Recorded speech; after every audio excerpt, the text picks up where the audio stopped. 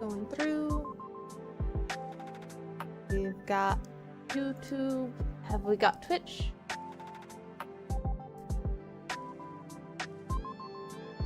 Yes, we do. Majma! Hi everyone. How is everyone today?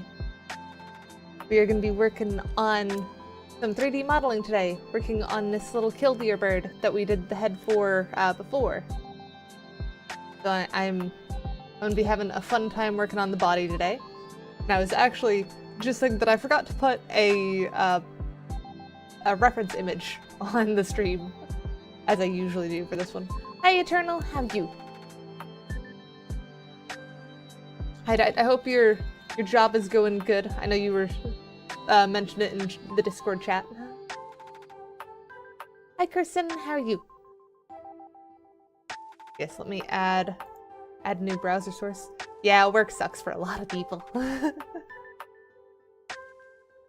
Add source, and then we'll add that one. There we go. Little Killdeer bird. It's a little bit hard to see with that background, but I think that should help still. Kind of give yeah, if it's a convenience store, that's about how it would be. I'm doing good. A new computer arrived today, but I haven't had time to set it up. I'll be doing that not this weekend, but weekend after. So streams might look a little bit different after that point, depending on how stuff transfers. Hopefully I've learned from the time that I had to blow away my computer and can make it a whole lot of a smoother process this time. But we'll see, we'll see. Let me add cropping to this. To like 50. Nope, not 50. No, that's 500. No wonder it's so weird. Try 200. And then maybe 100 from the top. There we go. That gets us at least closer height around the bird.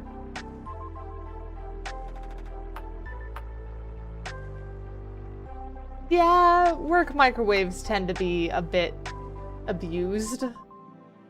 They get a lot of use and stuff. Oh, you are still pink lemonade. You like being pink lemonade? Is that why you're so sparkly?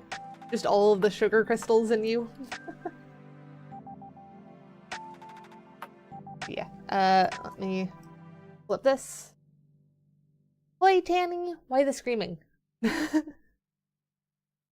Yeah, we got all the blend shapes and stuff last time, so we just need to work on the body, which includes wings that are stuck at the sides and the tail, which is one of the reasons why I specifically picked that reference that we see in the corner.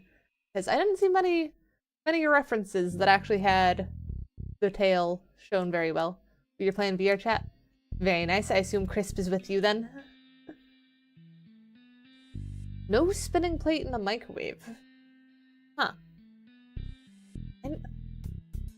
Is that a convection microwave then? I don't know. It's been a while. Crisp is not? Do you want a turtle to join you in VR chat, Daddy? Ah, you're still out processing. That's fair, that's fair. So let's add an object to make the body. We probably don't need 32 segments. Let's start maybe 16 by 8. Probably 8 by 8. There we go. That'll get us low poly base, basically.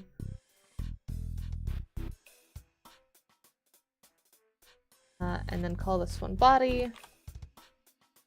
I think the little leggies are probably going to be an interesting part to try and work on. Why is it not me? There we go. That's what I was missing.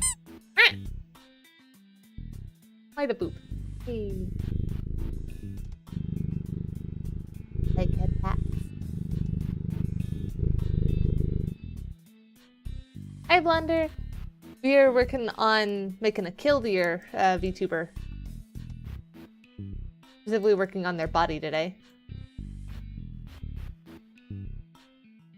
Probably do rotate x-axis 90 degrees. And go around that way. Why the bonk?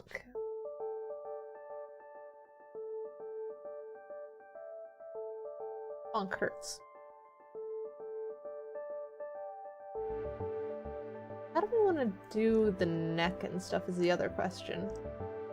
Hi, Handle. Why'd you bonk me? Yes, it is a very hefty bonk. Quite startles me every time.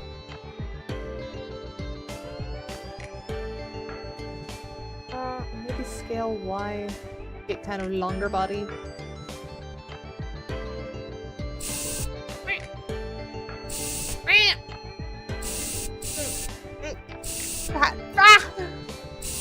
Why? You done? Alright, 7 hydrates. Wow. Guess it's 9? 10? That was 1, 2, 3, 4, 5, 6, 7, 8, 9, 10.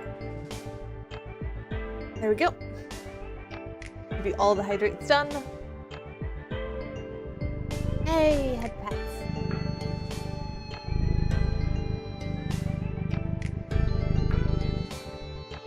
Oh, head pat's done. Yes, it is cat time. How are you, Jotaro? Oh, how did I get the body so off-center on this? There we go.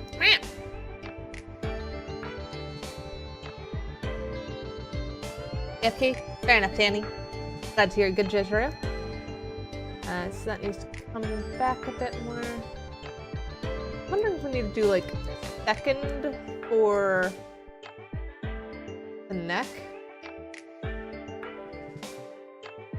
How did I make the hair strands on my VTuber model? I actually avoid using the curves method because it tends to result in a lot more complicated geometry than you need. I actually just fully custom modeled them. Hang on. I can actually... Let me see if this isn't gonna lag me too much, because I can just pull up the Blender file that has my avatar and show you the mesh of my hair.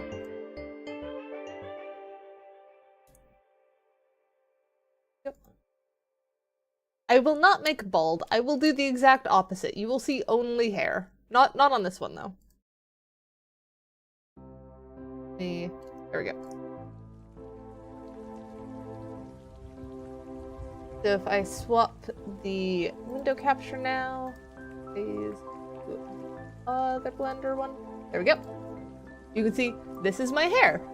Just out entirely in the thing. And to make it easier to see, let's hide the armature. That handles how it moves. And then if I go tab, you can see just how this is set up. And if I were to select, say, this section of hair, actually, I'll probably want to select, like, all this bit. Whoops, not that.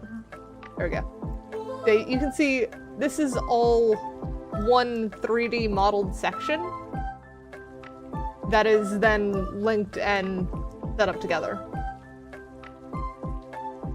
Yeah, so basically just manually extruded. It's kind of easier to see in the center where parts start pulling out and stuff. It is kind of like a Lego hairpiece. I actually don't have a bald toggle that works on this one. Tanny reminded me to try it at one point, and I realized that trying to hide my hair just gives me really short hair. It doesn't quite go full bald, and even then it takes multiple, like, triggers. So I'd have to rework some stuff if I wanted to make a proper bald model. And the main reason it's like that is because how I have this rig set up, hang on, if I go to the actual armature, you can see all of it's tied to this one bone here, but that's just the head bone. So if I try and shrink that bone, my entire head's gone. I'd have to add an extra bone above this that everything roots to for like a hair root. Whereas the hair roots that I currently have are for the individual physics sections. And it doesn't actually do anything with the root of the hair here. That is the random tangent on how my hair works. Let me swap that back. Yes, head bone is a very common one. I'm able to scale like specific parts of my hair, but not all of my hair at once. There we go. We'll swap that back. Like, here. I will give free shapeshift for this one, and let me try long hair cat. I don't think I've tried that one yet, but I should, in theory, be able to. We'll try long bangs, because bangs are the front side of my hair. So hair root F, and then if I were to scale, Y should work. I feel like anime pro tag cat now. It kind of works, and the physics gets a little bit wonky, but it kind of works. I wasn't quite expecting anime pro tag style bangs, but it really does look like that, doesn't it? I do have to wonder of what if I do like the right side. Yeah, that kind of works. And I'll do the other side too. Yeah, you see what I mean of having to do it one section at a time. But it is very anime pro tag. The static electricity. This one actually doesn't look half bad. I might have to keep this as a toggle. Just anime pro tag hair.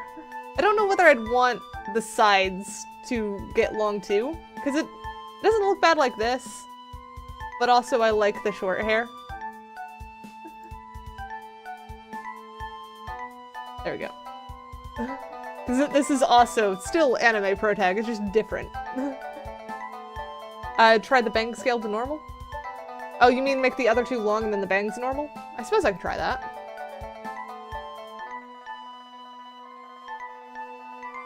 Also, I do find that the music is weirdly fitting for this. Okay, that's just cute. Aside from, like, the obvious clipping on my hair, that's just cute. I might have to make an outfit that actually has long hair, because this is just cute. Though, doing actual physics on long hair is a massive pain. So, we'll see, we'll see. Let me swap my hair back. Also, wait, before I swap my hair back, what does it look like at the back? Surprisingly competent. Cat bun? Cat bun's a weird one. Because I used to have buns. I used to have, two little side bun thingies. So I could probably bring that back. But that was, V2 had that. There we go, hair back to normal. Man, we've gotten sidetracked from working on this. I can reposition that there. Let's add another cylinder. Scale that down. Scale Z up. Scale it down further. That to the center. Master sidetracker, yeah. That's unfortunately rather common.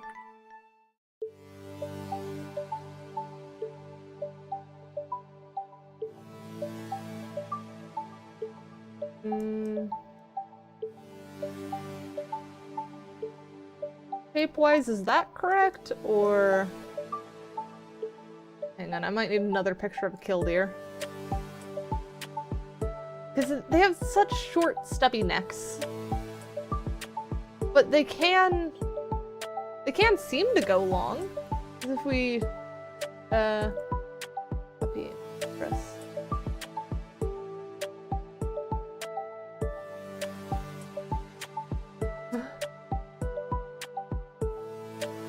That is an interesting one. Yeah, the extruding method does definitely work for PS2 graphics, because it is designed to be low poly, which is one of the reasons why I use it. Welcome back, Tanny. So I just realized that I should move this below the stream avatars so you guys can run around in front of the Killdeer bird. Let me add the other reference that I grabbed.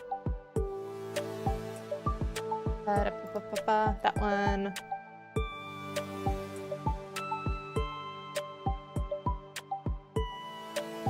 And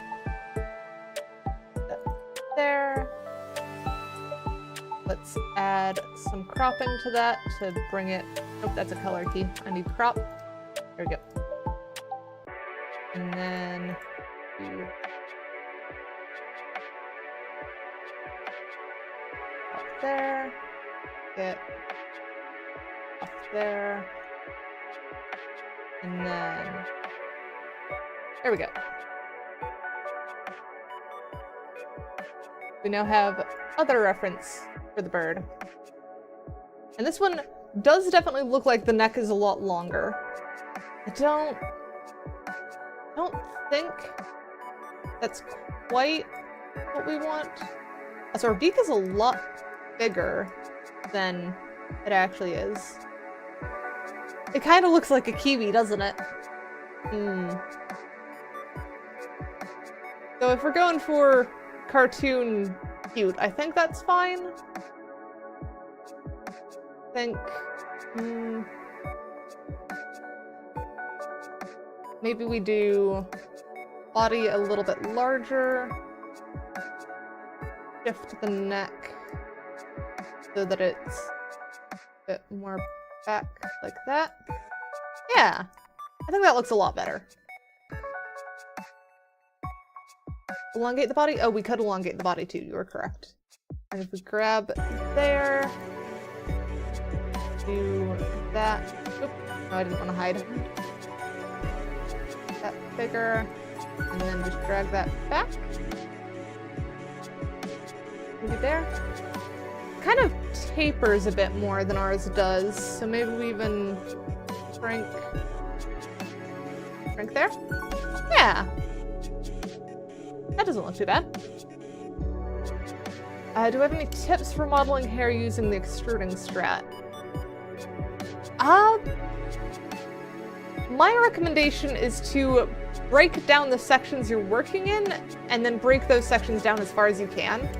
Like, I normally do the front bangs first and then move on to the sides of the hair and then grab like a sphere for the back and just break that down into parts, if that makes sense.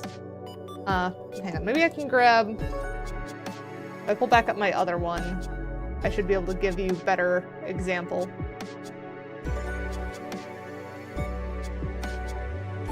That one. There we go. Yeah, looking at my hair as the example, hide the armature. So you would have, okay, I will hydrate. What's up, Tanny? Yeah, so this front section here is what I count as just the actual front of the hair. And then you would have this section here is the first side, and then I did this bit separately. So you have essentially broken down into what parts would generally move together. And then from here, let me see if I can figure out a good way to show what all is with that one. If I hide those, there we go. And then hide these two sections because those selected a whole lot easier together. you can start seeing kind of where the shell was, and then it's just a matter of figuring out the base shape you need and like dragging the lower sections to fit the silhouette you want, and then pulling out the different sections as you need them. I don't think I'm the best at explaining this, but hopefully at least pulling it apart like this has helped you in some way. I think if I select by UV, I can also yoink some of these away and start kind of unveiling some of the hidden geometry that's under here for you. I think the hardest part is straight UVing some of this stuff. So you can see like how that section was essentially, I just selected all of those faces there and didn't extrude and then pulled some extra down to make that entire section with this bit extruded from that point. Once you know how to make a whole bunch of weird squiggly shapes, you've essentially got hair. You need to save it for boop. You could also try which command was it that boop has been sent to? Which one was that one again? Poke, I believe.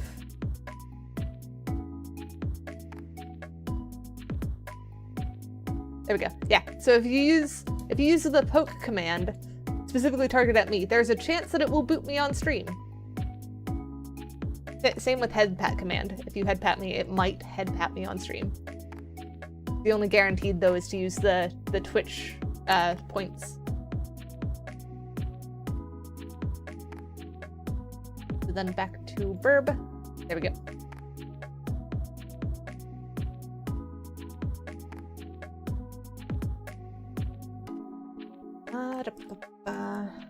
Let's select both of these, shade smooth, so we get a little bit more feeling for that.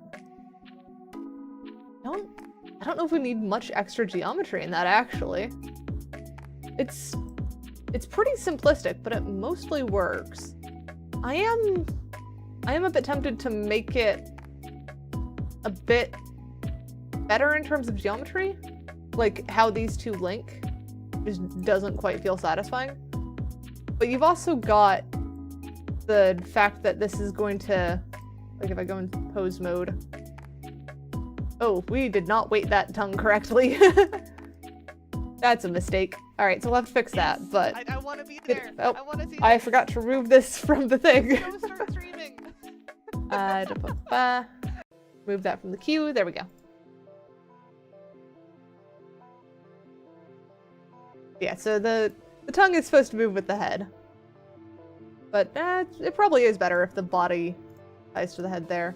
We will want to link those in a little bit, but first let's think about, do we want to link the neck to the body at all? With our current armature, because that's neck there. I think I've misplaced some of our armature stuff here. We probably want spine to actually be over here, and spine kind of follows that. Then you've got chest there. Neck needs to go to that point, I think.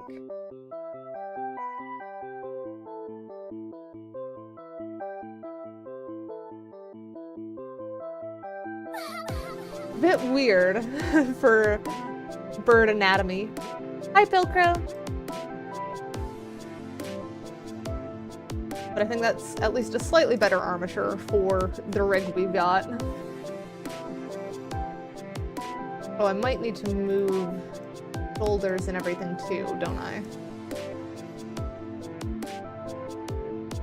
Though these ones actually aren't planning on being used, because the commissioner has requested that the arms stay at the sides and not move with any kind of bones.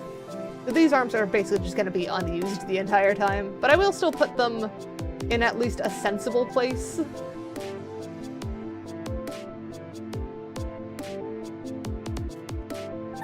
Is modeling hair by extruding generally pretty hard, or it just takes time to get the shapes right, but otherwise not hard?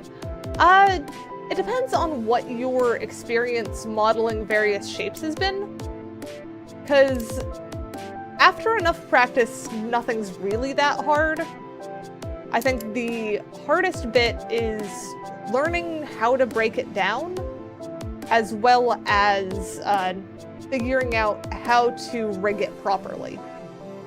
Because your rig may differ depending on which parts you want to prioritize the movement of and what you actually need it to do. But generally, if you know how to model shapes, modeling hair isn't much harder than modeling, what would be a good example? Modeling a potted plant. So potted plants aren't exactly the easiest thing to model either. Basically, it's harder than a donut, but it's not the absolute hardest thing. Personally, I've had better control with extrusion than with the curve setup, because I can never get curves to feel like it's full enough, but that could just be the style that I'm going for. If you're going realistic, extruded's probably not what you want.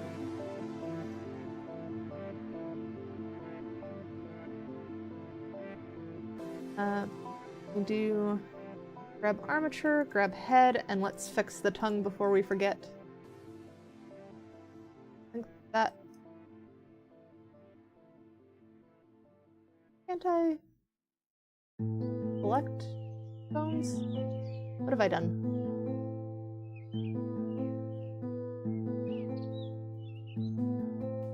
Get out of weight paint, select armature, select head, weight paint. There we go. Now I can select things. That's jaw. We'll open the jaw for now. And then we want to grab the tongue. And we want to select all of this, hide that. This is the weirdest look of a thing, but that's how it goes. Let's hide the eyes as well. Make sure we're not accidentally setting stuff up. Yay, cuddles!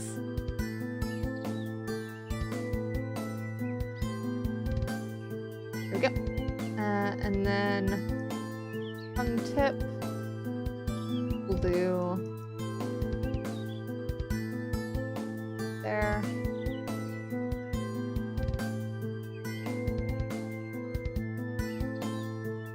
And then smooth that out a lot.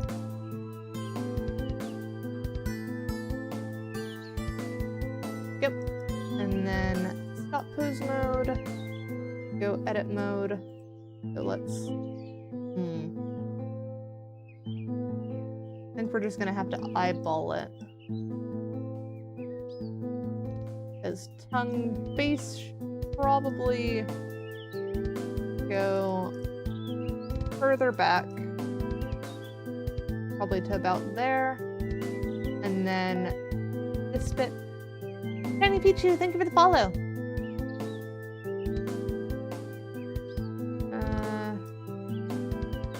That should keep going. Probably to about there, and this probably needs to scoop up based on where we had that rotation change. Oh, come on, I selected the ball. Came from YouTube, very nice.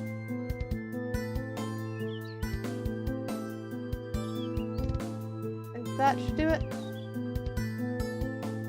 Now if we go pose mode, open up this. Oh, that's not how you open up the jaw. There we go, open jaw. And then if we rotate the tongue tip,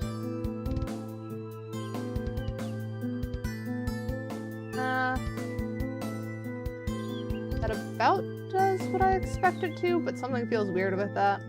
And then rotate the tongue itself. Okay, yeah, that makes more sense. I don't think they'll even really need this, but it's nice to have pose options for that. I do think probably need to tweak that weight painting a little bit more. Oh, I know what it's doing. It's not normalized. Wait, what? And what is it tied to then? It's not on that. Not on hips. What are you... What is interfering?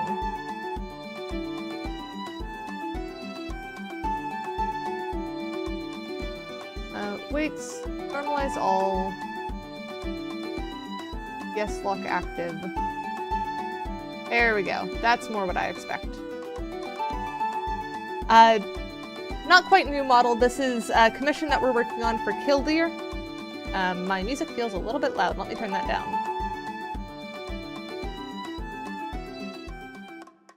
So it would be funny to make a bird version of me.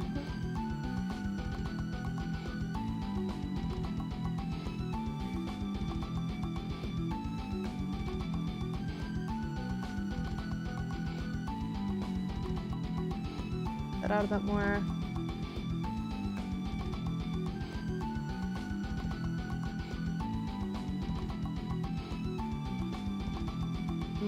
That doesn't move as smoothly as I would want it to, but I think that's just because the geometry needs a bit more.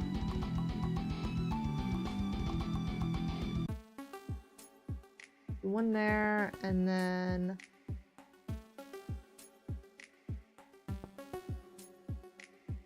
Might be enough, actually. There we go. That's a lot smoother of a tongue curve. I'm much happier with that.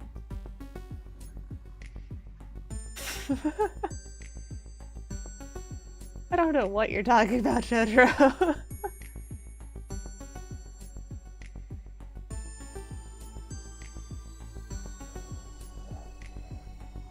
Is that tongue rotation? Yeah, I might need to set the weight of the base of the tongue to the head there.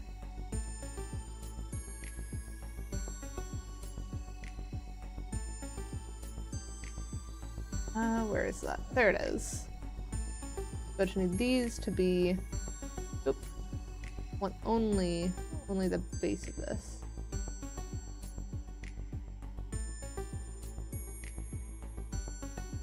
I don't want this to start clipping through from some weird angle.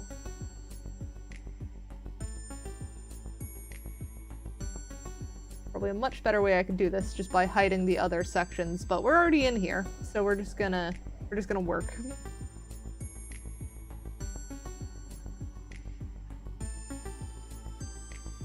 And we've got Halloween-y music going. A little bit early, but it's fun.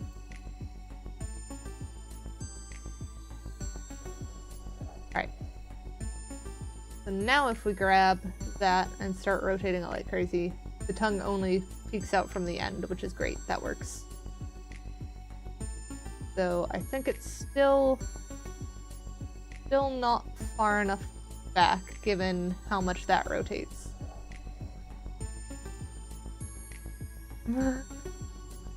Yep. What can you do when you've got music from a Tommy that is just great?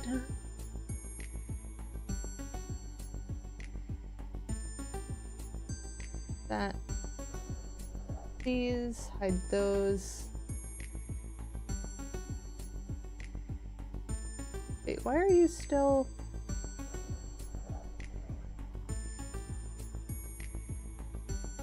Do I not have... Oh, I don't have auto-normalize on. No wonder it's giving me so much trouble. It's all... There we go.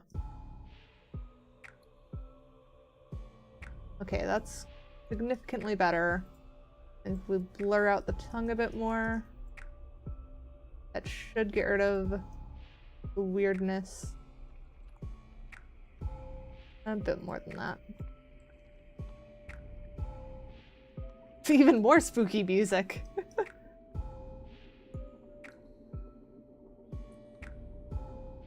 Let's give that another one there. if that doesn't...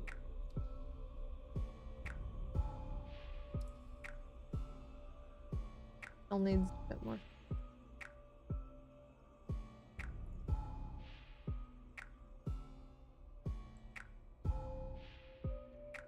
Kind of.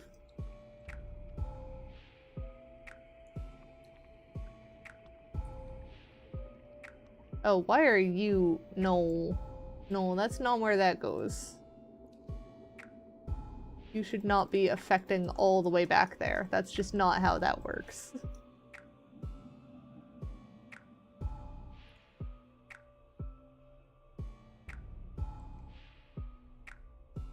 Enjoy food.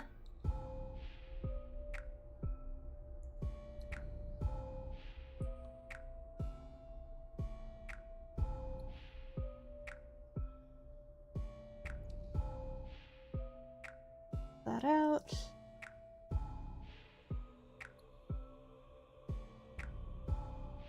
Head. That out.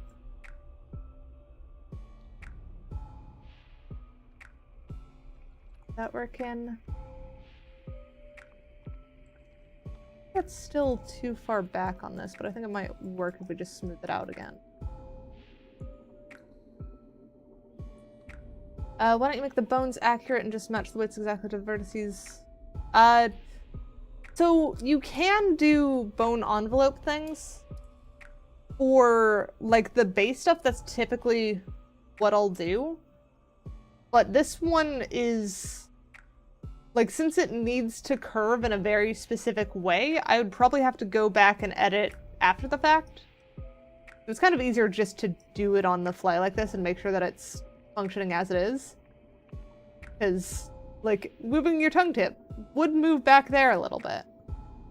And you wouldn't normally pull that from just a bone envelopes type setup.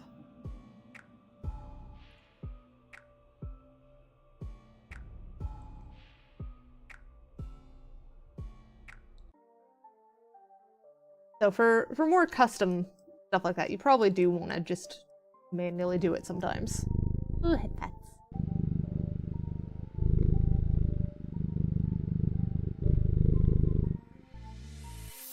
Head pat's done.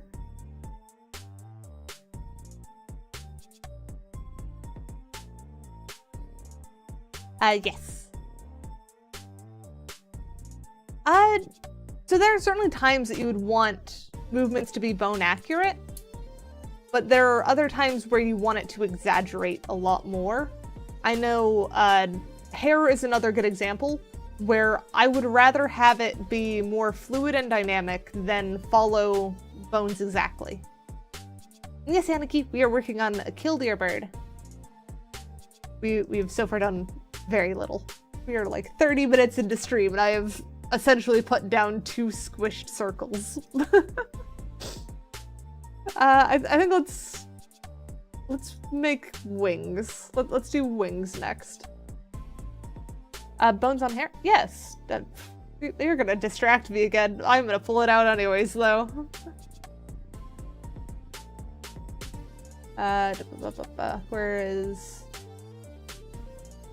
Where'd it go? Where did my Blender file go? Hey Mush, I'm doing good.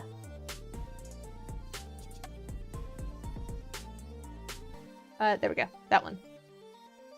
If we look at the rig on this one, you can see that I have bones for my hair.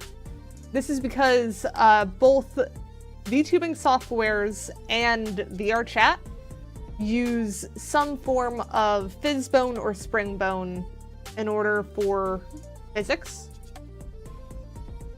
So in this case, whoops, it is not set to the right armature. That needs to be set to hair. No, hair. There we go. So if you look at this, I've got like just the single bone on the bangs because this doesn't need too much of a crazy degree of motion. It's got some interesting weight painting where if I actually go object mode and then select the hair and go weight paint, hide that. You can see only the very tip follows the bone, The rest of it mostly uses just the actual head bone to determine where it should be. And that results in the entire thing kind of squishing and moving in an interesting way. I don't know if... It depends on what kind of motion you're looking for the hair, if you want to use shape keys for that. I tend to use shape keys for, like, expressions and stuff.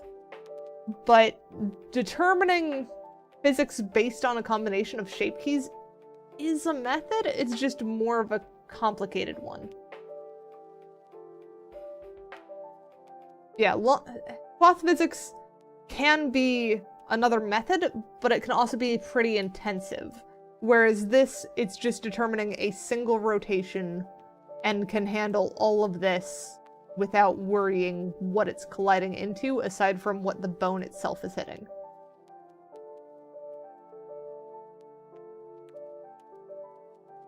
And the fun part with this one is, this one was actually designed to accommodate for flipping up to a crazy degree. So if I go upside down, my hair will stand up like this, and it looks like it's just connected to the roots.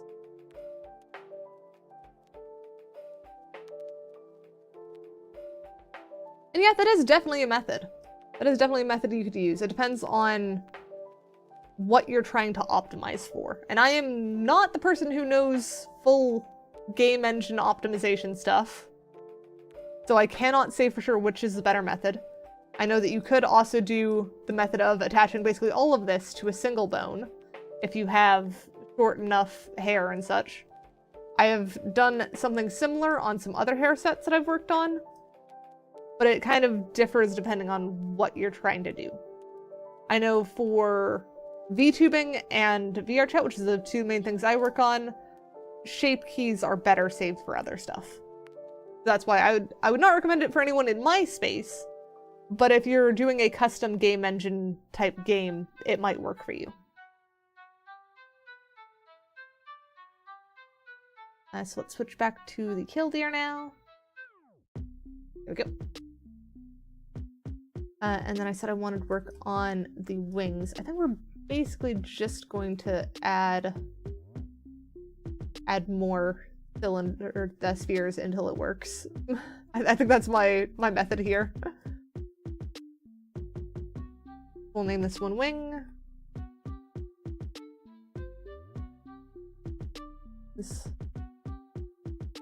Put that in the collection. Plop that on armature as well. And then rotate X 90 degrees, scale down.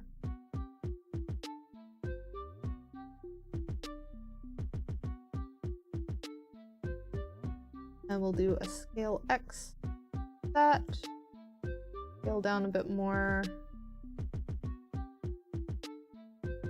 Grab a point here.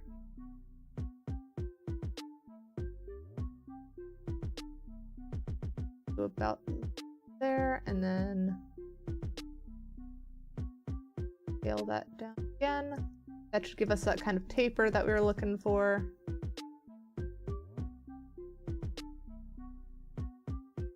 We might want to grab this bit here, see if we can't curve the whole thing a bit.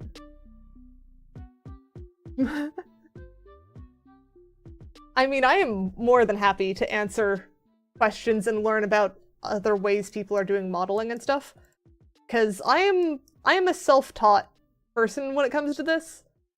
I started learning back when... Oh, I forgot to remove the Christmas one from the playlist, didn't I? There we go. I started learning just before I started VTubing. And I had done very, very little 3D modeling before that point. That has now been, what, 4 years? How many years have I been doing this again?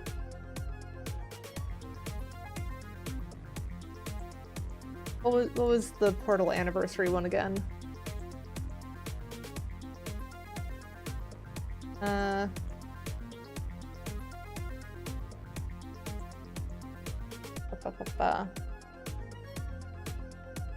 Yeah, so last anniversary was 4-year anniversary.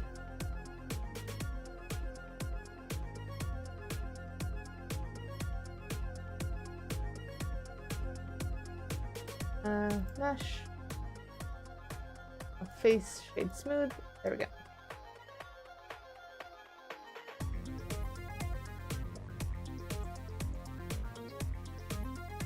Looking a little bit wonky.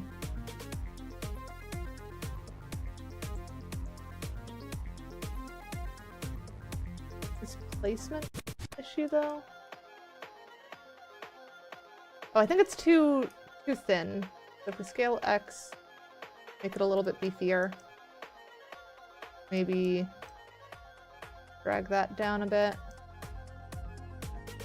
That should help a bit. Maybe drag that out there.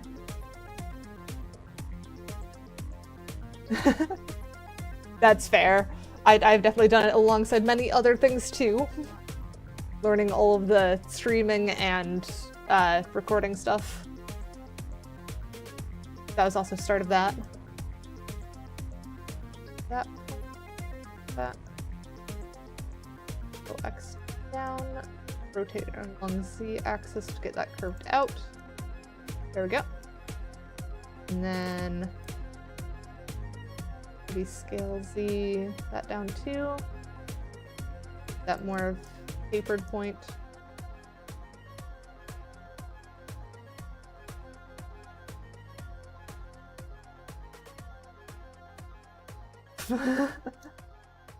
Yeah. There's a lot of stuff to consider when it's what are you making a model for? Because they'll require different levels of optimization and such. And add a mirror modifier to this. Oh, that should be mirrored across that. Oh, why are you not mirroring across the body properly?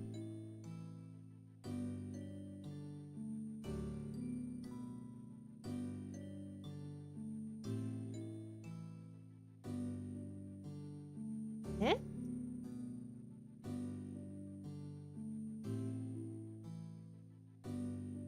Normally cooperate better than that. Now let's grab this object, set origin to geometry. That should stick that in the center. And now if I reapply that mirror modifier, that should, no, not. What if I, what?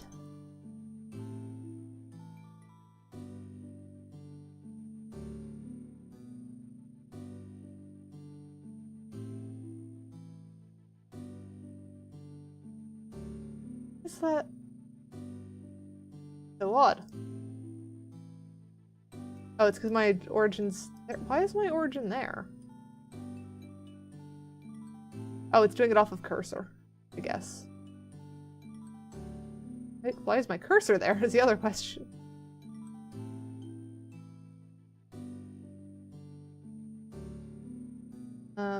Object, set origin, geometry, and then I think it's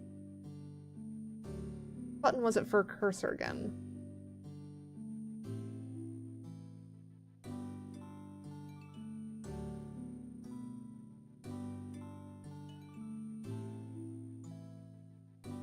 Set origin to 3D cursor. There we go. And now if we do the mirror, hey, now we got it.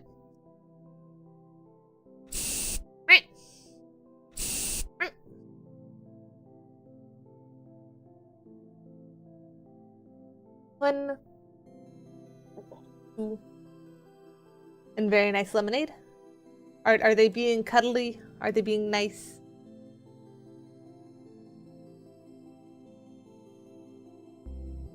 The geometry's looking a little bit wonky there with how those two collide.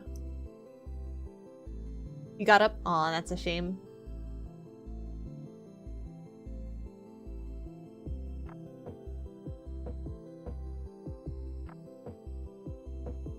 add a couple more there. And then I select these sections, vertex those vertices. Scale back up a bit.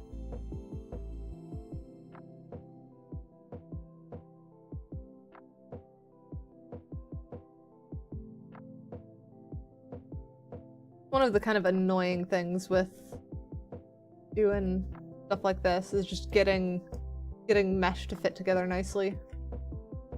Let's undo what we did. Hide the armature so I can actually see this better. Not terrible, it will probably hide fairly well. You can also apply a location. You didn't need to set the crosshairs. I'll be honest, moving the cursor is one of the things I've never quite properly learned. I don't even know how I stuck it back to 0, 0, 0. It just kind of did that.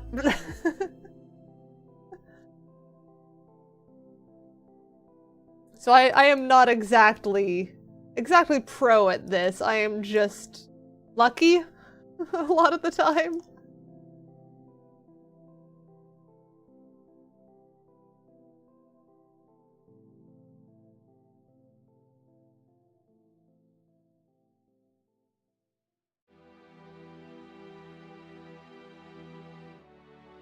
There we go, that feels a little bit better. And then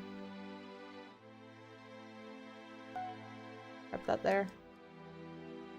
Muffin, thank you for the follow.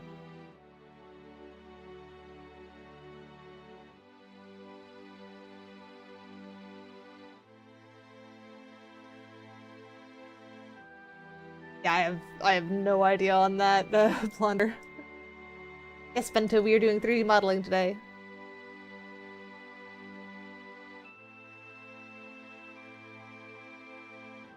I think of a better way of smoothing this section out.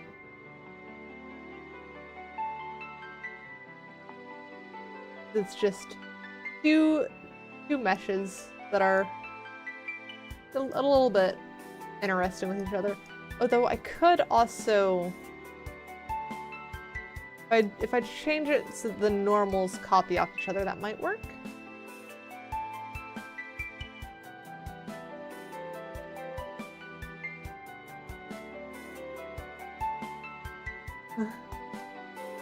Glad to have you here, Muffin.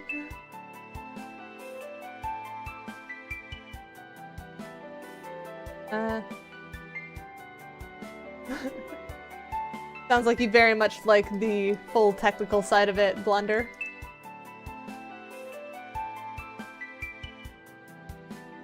I think let's keep that there for now. I think at least size-wise and stuff that feels right. Let's do the legs then. Killdeer have very, very thin leggies. I think probably what I'll do... How do their legs actually move, is the other question. Do I have a good example of Killdeer bird leg moving? Types of monsters in this world. Monsters who will not show themselves and who cause trouble. Think Monsters who abduct children. we want to scoot these two up. Monsters who suck blood. And monsters who always tell lies. Lying monsters are a real nuisance. They are much more Probably monsters. about there, maybe?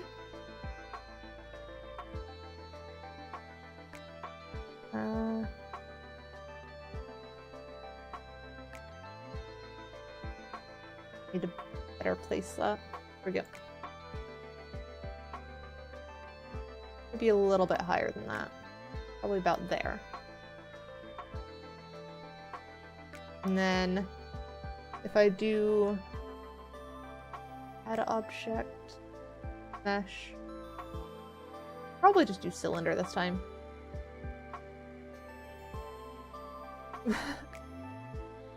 That is fair, Blunder.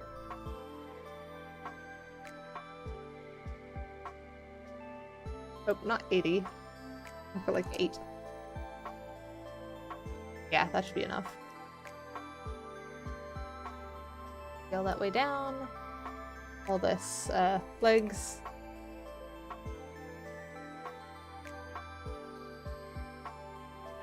That there. Scale down. About that. Oh, I just realized that I was scaling this, wasn't I? There's a way to apply that. Transform. Oh, was it not? Oh, there it is. Apply, scale. And then object, apply. All transforms, actually. We'll do that. There we go. That's better. That's probably what we messed up on the other one, too. Was just we forgot to do that. Not drag this up. That probably about there. And then bottom one goes to about there. That forward.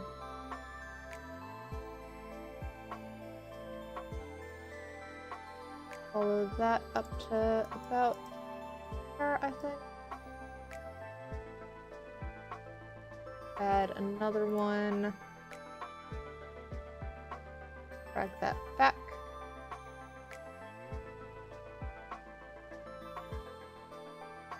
And then that should be basic leg shape. Probably want to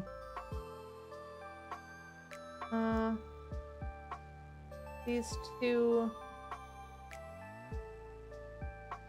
Not the one. That was inset. I need bevel.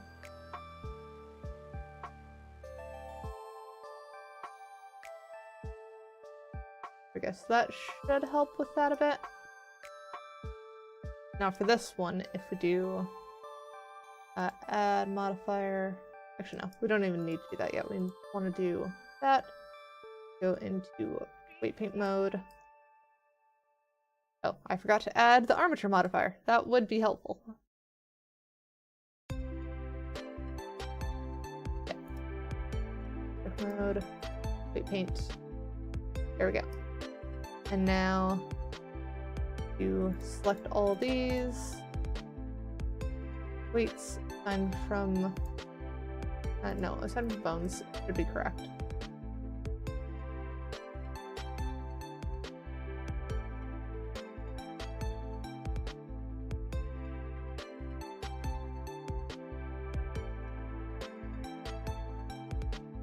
That should now move like a bird leg. It will be good from that one.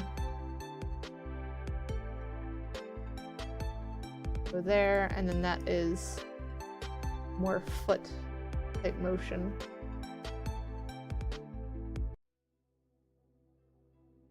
So yeah, that's not too bad.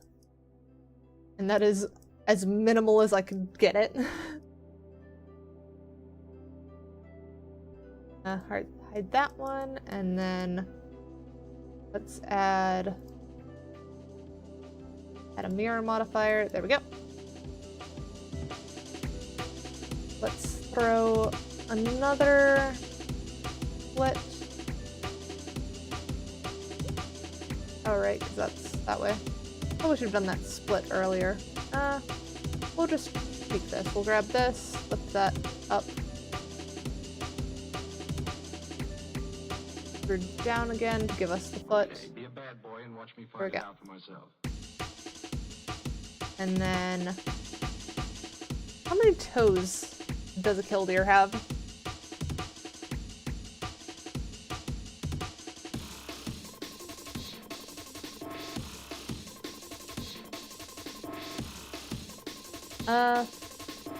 They have 3, it looks like.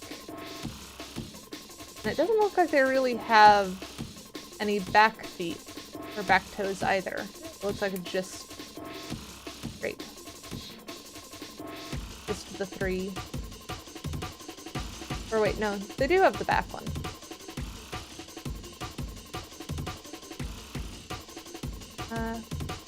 Kind of like chicken feet is what I'm seeing. The 3 toes in the front and the 1 in the back. Let's do that a little bit hard, but not too hard. We extrude out from this point. We kind of get that back toe. And then... Yes, I do Blender stuff.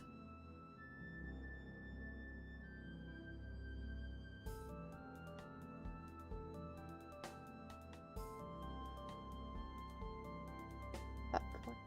Drag that in.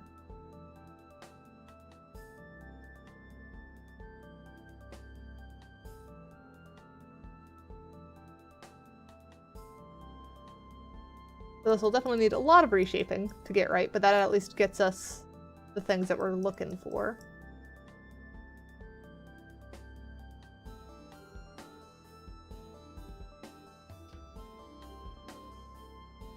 Oh, very nice. There is a lot to learn with it.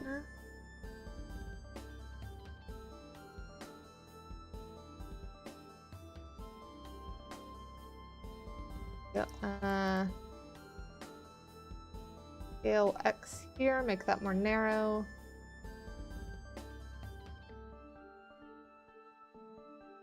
It works.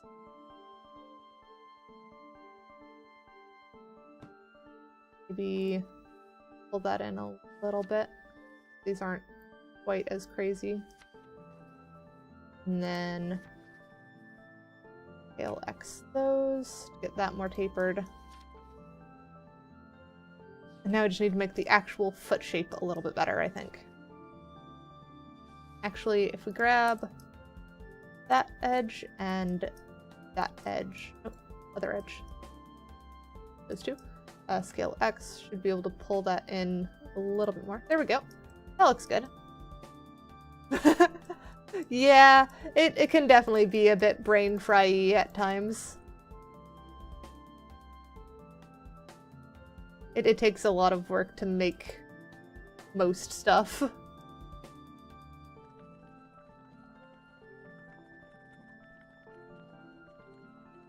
Stick to giant toilets.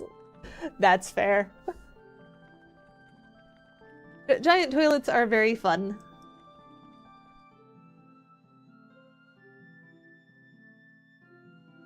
Grab those, and then... do I also make models for games? I've not made any models for actual games. All of the ones that I've made so far have either been VTubers or VR chat models. So, I mean, if you count making stuff for VR chat as making for a game, then technically. But that's also a bit different. I know I'm beyond the point of making like kit bash very poor avatars for VR chat. I am actually able to make medium quality or better and have it still look good. Like the one that I'm using now would be medium quality in VR chat. Make sure there's more joints in the feet for a more cursed look. We'll see. I don't know how we're going for more cute cartoon here than we are for cursed.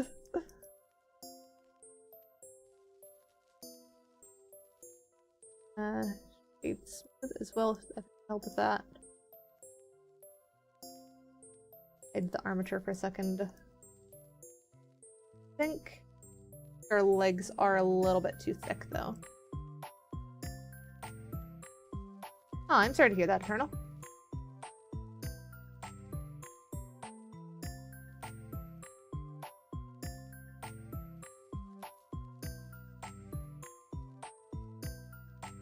Grab all those, and then alt scale should let me narrow it out. Yep. Why does it have that little... Oh, it's because I never reset the pose, did I? Or pose mode, stop pose mode? There we go, now it's not doing the thing. What? Why the go to bed emote?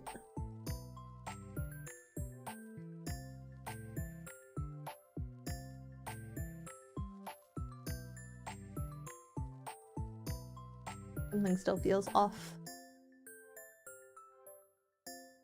Have I got too much of a curve in the legs right now? Is that it? Oh, it's because the upper leg is too long. So I need to do start pose mode, grab that bit there. We're gonna do that, just lift that up, and then no, that's not gonna work.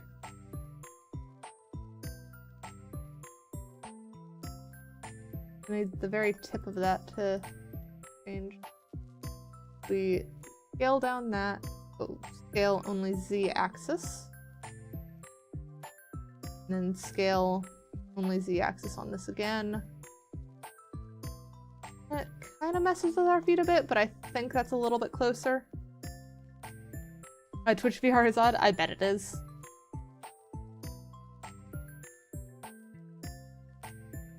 Or is that too far?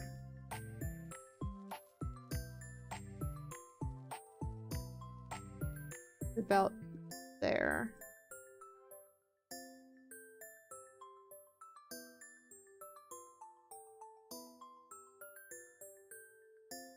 Then applies rest pose there to lock that in.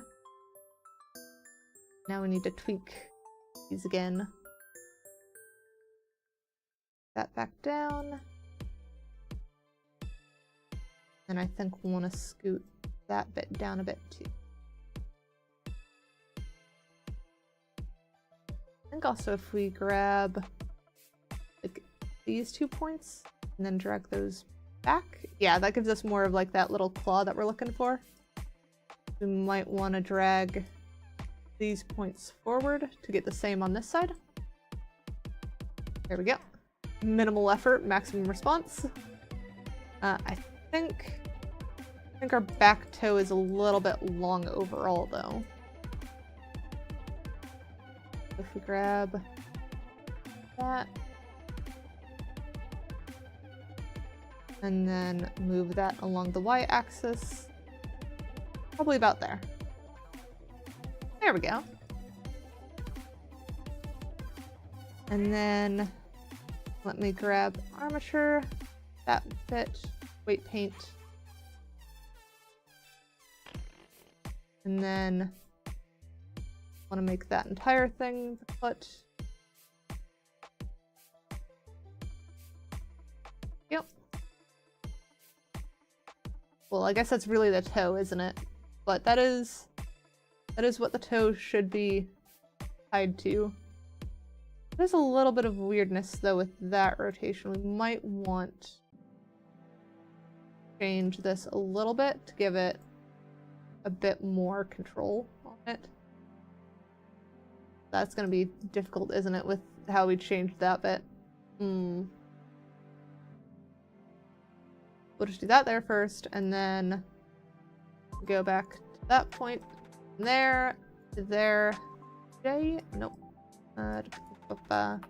We'll use the knife tool then. There we go. So that should link that up. Enter to lock that in. I think this point and this point feel a little bit high. We'll double tap G to follow along that. Now if we try, that's not quite weighted correctly, isn't it?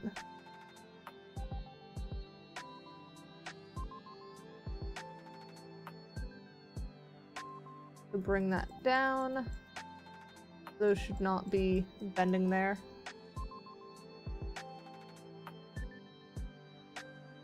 Okay, that's a little bit better. I think we'll grab all of those points and now drag them lower.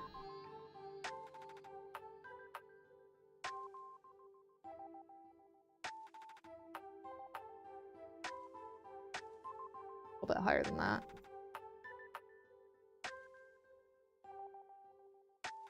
Okay, I think that's more acceptable. I think also if we make this back bit here a little bit more smoothed out, that should make the transition feel a lot better too. So now if we grab the toe and start moving it, yeah, that just feels like it actually moves a bit better.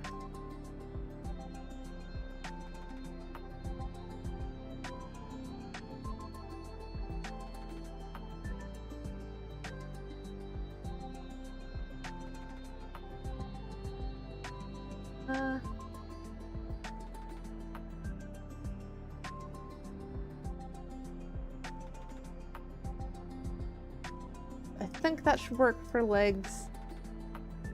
Probably weight the body, shouldn't we? I don't think we've actually done body weighting yet. Weight paint on body. I think in this case we actually... It's a little bit of a weirder one, since the body rig is like all pushed up here, but I don't know if that's how we want it all to function. I think we're gonna do a just manually create this type setup.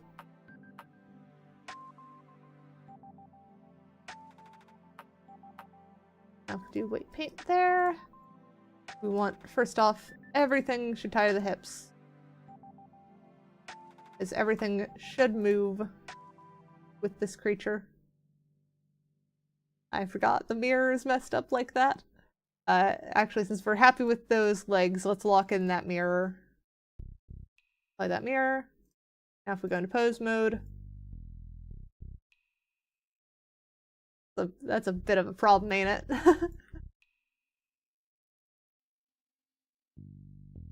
That's not how that should function.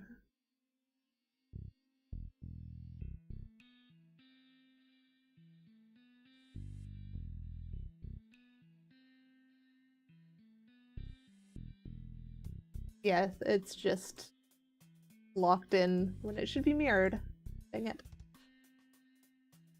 Is there an easy way of doing that? Oh, there is. There is. If I do select all of this leg, mesh, separate by selection. Now I grab this leg, and then we go to this, change all of these to L. That should bring our weight paints over to the left leg instead of the right leg.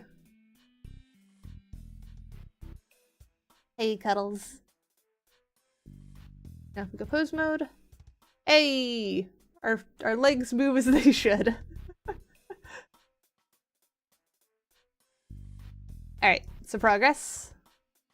Now we can join the legs back into one object for now. Verb. Weight paint. And now if we move entire burb, wings don't move, but that's expected, so we'll just hide the wings for now. So we want the neck to follow that, so let's hide that. And then neck can be just this.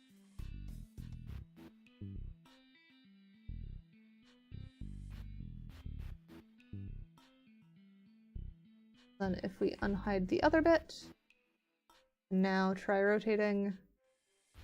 Yeah, that's gonna have a bit of trouble, so we need the lower part of that neck to follow the chest, I believe.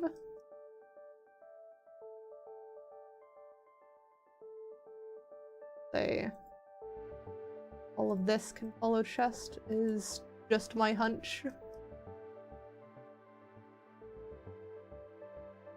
We're now getting into the guesswork portion of this.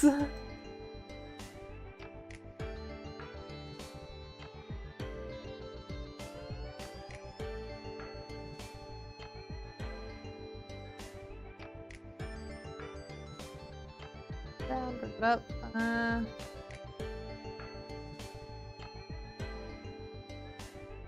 Down.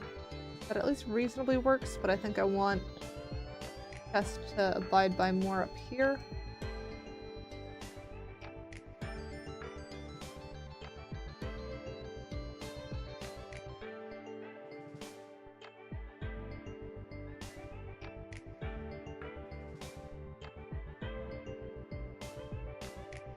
needs to smooth that out a bit.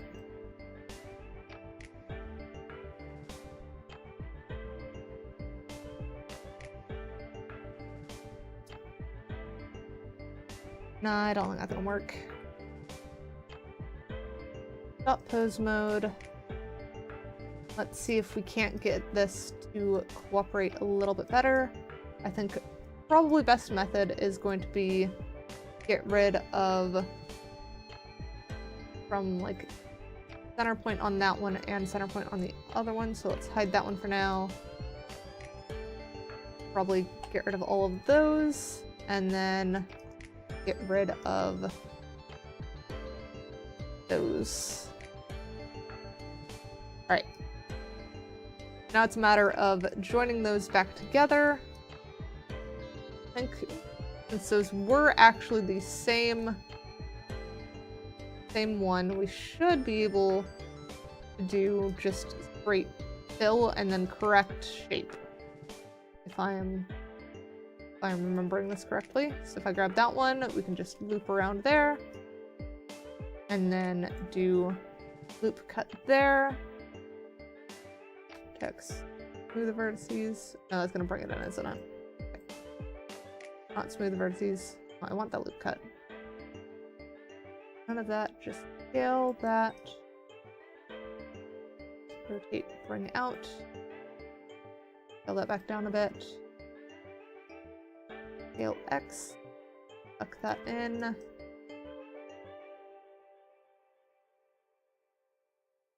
Close. I think this bit needs rotate that way. Maybe this one could be smoothed. Yeah.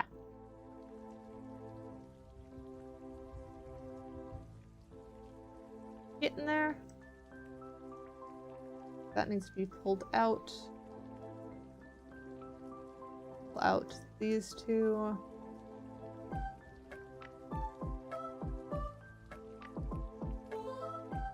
There we go. Now we're getting bird-shaped. Hydrating. I will admit I was getting zoned there. I would have forgotten if I was thirsty, and I think I kind of was.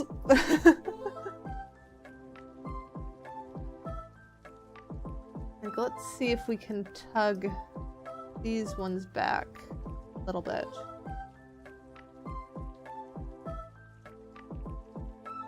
Even these. Yep. Then these. No, not following that.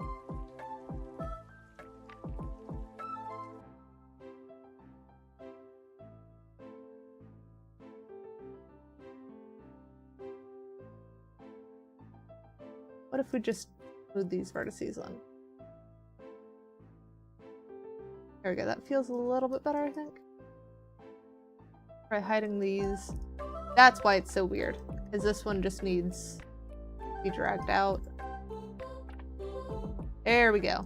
That feels a whole lot less pinched now.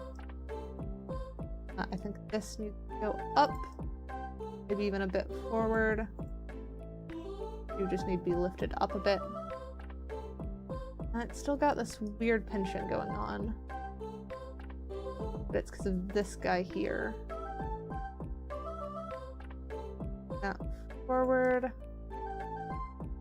X. There we go. That's a heck of a lot better.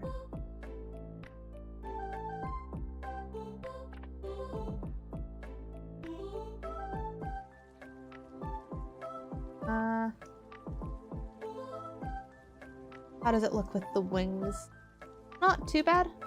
I think I can definitely do a little bit better on the wings, but we're getting somewhere. We're getting somewhere. Are you? You were not joined. You were just being weird. I think that should work.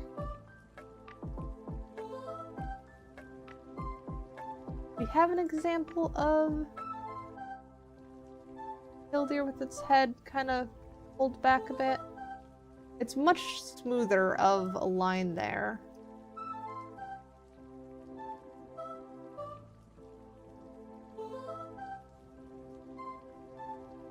Maybe we do want, like, that. That gets us closer.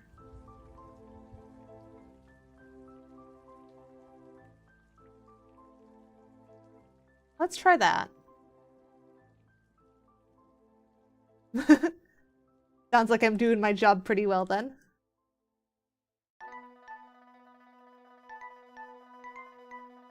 Hide the armature again. Actually, no, we need that armature. I want to try and add weights back into this. Hide the wings again while we do this. White paint.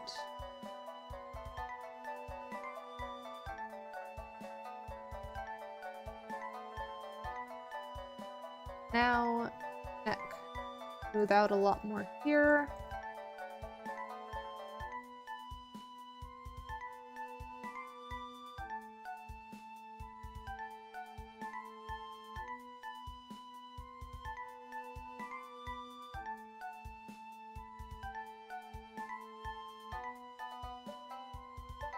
Kinda works, doesn't. We need that to not follow that as much.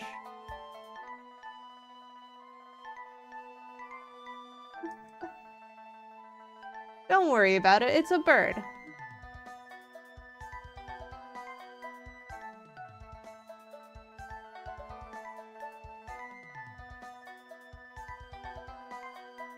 No, we do need that to move with it.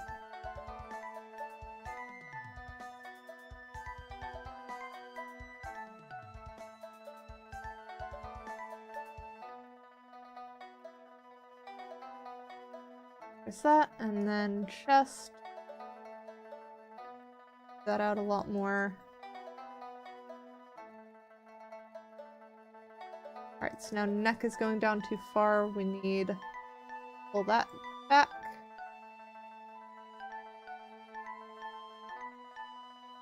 That should not be caving in the chest.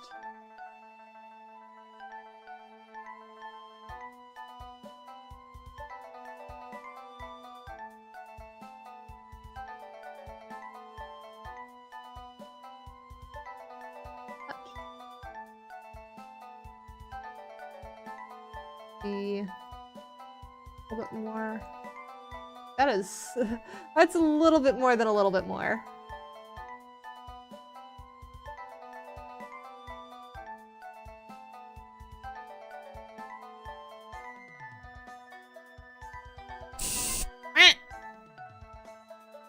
Hydrating.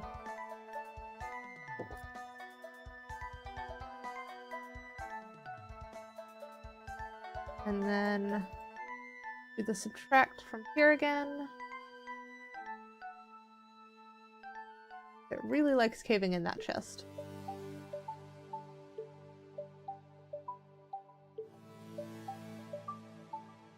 Alright, so now if we rotate this.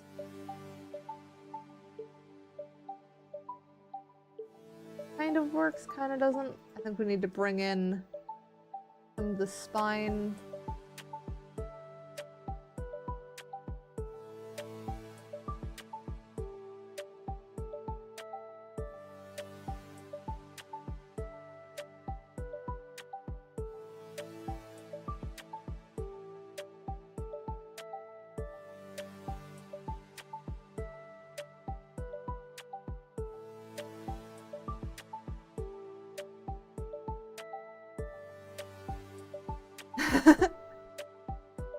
I mean, yeah, I do tend to forget to drink fairly often.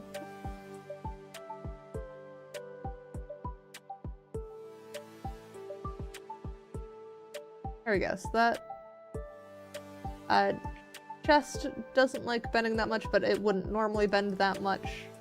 It would normally be fairly straight, and then a little bit bent back, forward. Would be the spine that covers the rest of it, which that looks like it reasonably moves. I think we might need a little bit more geometry around that point. That looks like it needs a bit smoother. Normally I set it up to handle humanoid animation as much as possible. but I'm kind of working a little bit outside my comfort zone on this one because I want to see what I can do with Bird. So I don't often do straight animation work. It's been a long time since I've done that. But I might dabble in it a little bit more. We'll see what happens.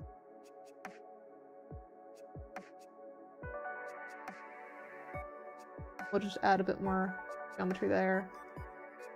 Again, that has immediately helped smooth that a little bit.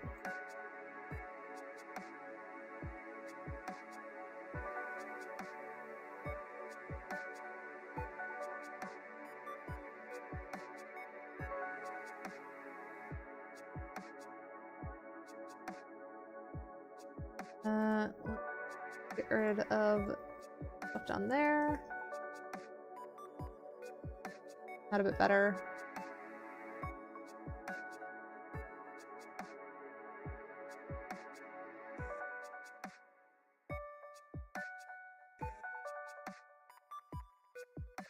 It would be hilarious to be able to pull this avatar into like VR chat with full body tracking and just have it move like you're able to properly puppet it and stuff. I don't know if it's gonna get to that point because this person has only commissioned this for a VTuber model, but I'm trying to be smart about how I'm doing this and allowing it to be reasonably able to be pulled into whatever else.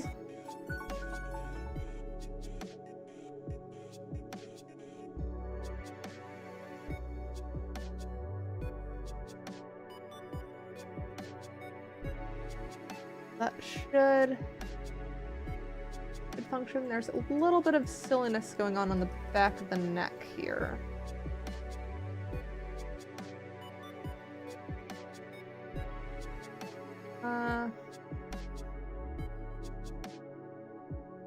Why is that being so silly?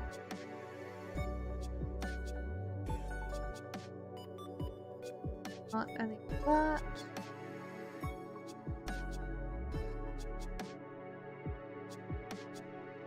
Not head to any of that.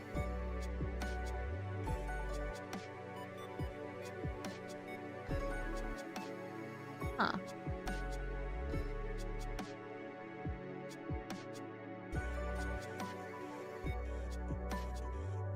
There we go. So that's where it's being a little silly.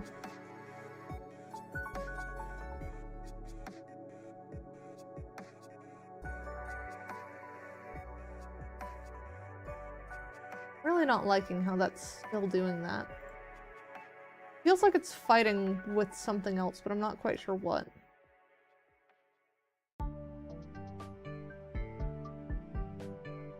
I guess the answer is everything, isn't it?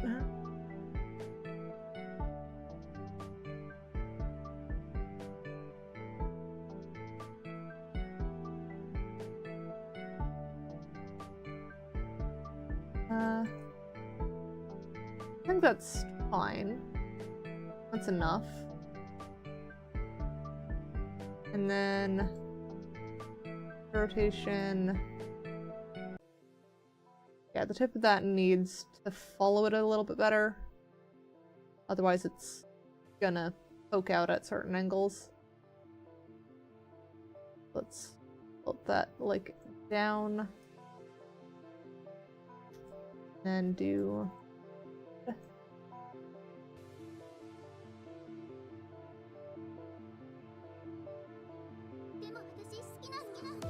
kind of stuff.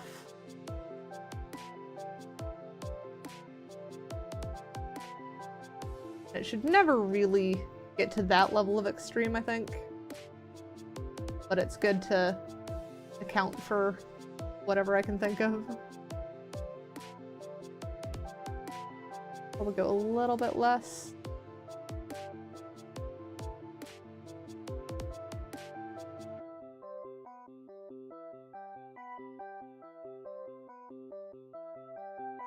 Let's add a little bit of extra geometry around there just to get it a bit smoother, I think.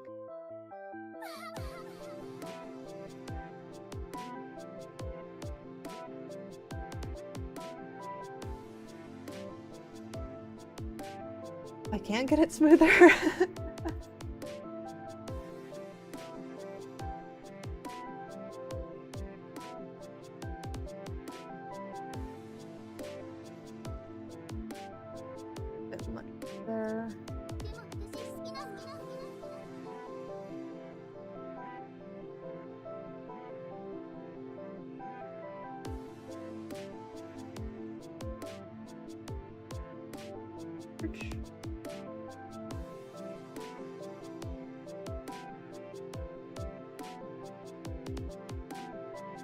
Wait, that's all just to be sure. What if we do that and then that's actually just closer, isn't it?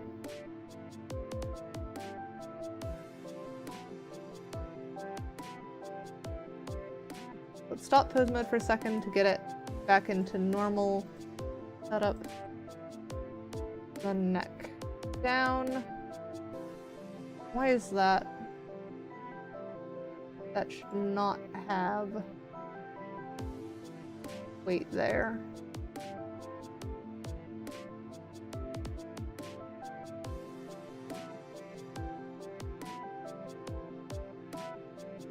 Neither should you.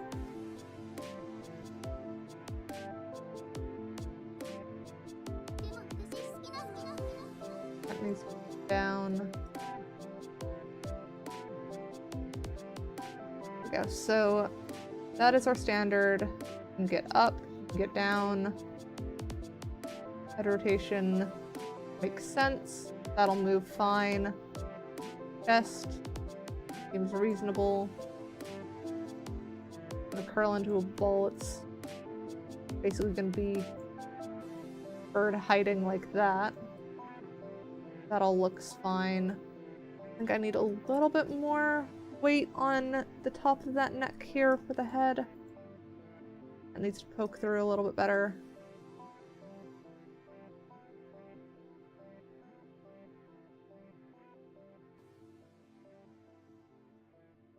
There we go. That moves a lot better.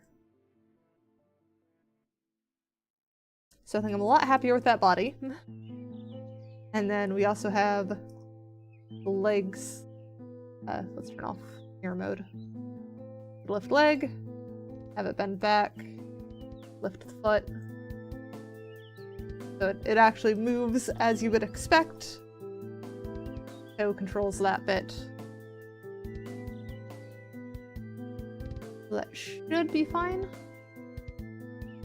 What if we do side to side?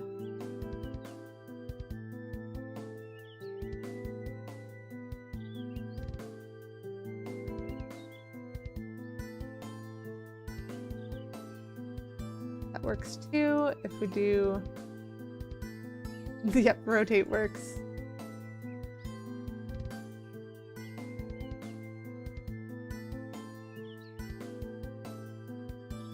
I think that should all, yep, that all aligns well. Now I just need to get the wings to follow the pose mode because they currently don't do anything. I think our method for this is going to be a bit of a weird one. We're going to go to our modifiers, do a data transfer, yoink from the body, and then if we do vertex data, nearest face interpolated, this should let us basically generate and have it follow the body. It probably would have been better to apply that first, but let's see how that goes. Now if we start pose mode, did I forget to put an armature on the wings? I think I forgot to put an armature modifier on the wings, didn't I? Out of edit mode. One. Alright, I did. That is what I forgot to do. Follow the base. There we go. Now if we start pose mode. There we go. Wings should follow alongside. It does feel a little bit weird having them curve like that though. So I think what we're gonna do is we're gonna grab the armature, grab the wings, weight paint mode, and we don't really want these to follow the hips that much. We more want them to follow the curve of the spine and stuff. So I think I'm just gonna straight mess with them.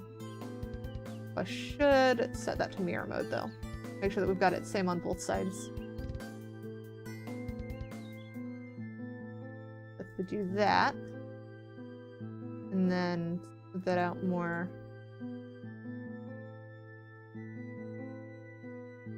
There we go. So now wings follow the body, which makes more sense to me.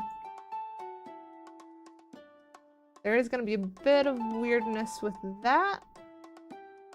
Oh, we also forgot to normalize all. I have auto normalize on. Why is it not feeling like it's working? Oh, it's because the rest of it isn't moving at the same rate. That would be why. That's following this. And I need to get rid of the ends of some of these because those don't make sense.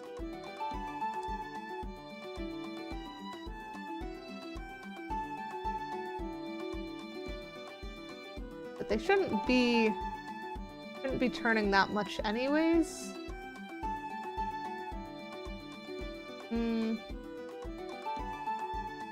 Let's stop pose mode. I'm debating if I want to actually put them to the arms. No, I shouldn't do that.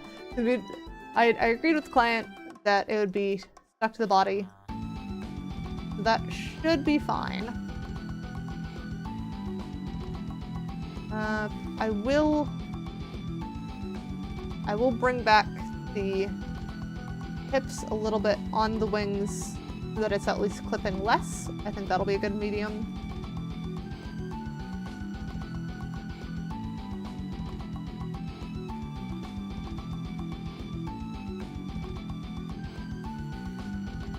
That, I think, should be a good amount. There we go. That's not as crazy now. They'd have to do a much more insane type of motion in order for the clipping to really become visible. And it has that nice setup with it. So I think that's pretty good. A tail. Tail is what we need to do now. Man, only an hour and a half, and we've already got legs, body, and wings basically done.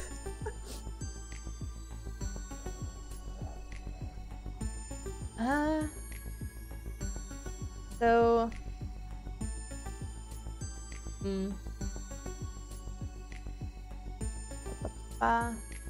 Backup reference. I think I want to tweak the wings a little bit. Object mode, select wings, that.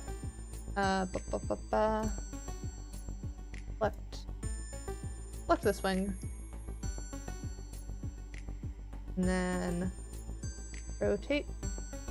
It's down a little bit more. There we go. That feels better. And then that thing I mentioned before. Let's see if we can do that. Do right, we want to grab this. Select a was it mesh normals? Copy vector. Oh, right. No, we want to copy the vector from one base, don't we? Oop. I don't know what I did to do that. Why are you... What? What have I done? There we go. Mesh. Normals. Copy vector. Okay, I don't want that to be sharp though. Edge. Clear sharp. No, edge. Clear sharp. There we go. And then now if we grab wing, grab this one, mesh, normals, east vector? No, not quite. I remember there was some way of copying the normals from one object to another to have it link a lot better. Don't remember entirely what it was. I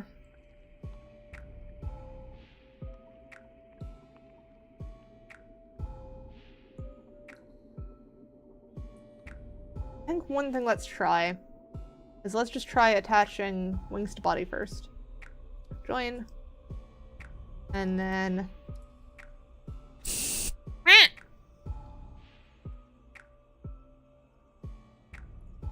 There we go, hydrated.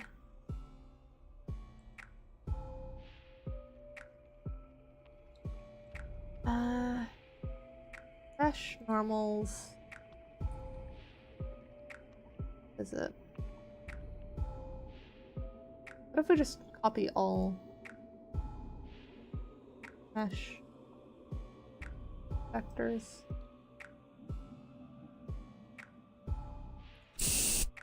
No.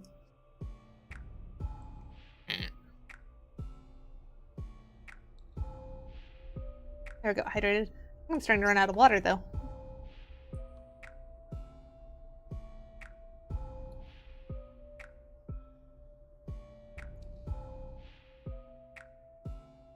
Mesh normals, copy vector, mesh normals,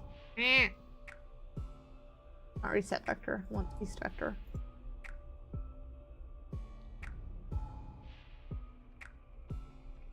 There we go, hydrated.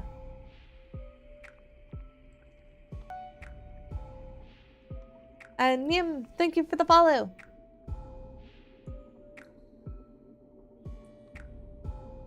But what if we do... Oh, no, I want connected only.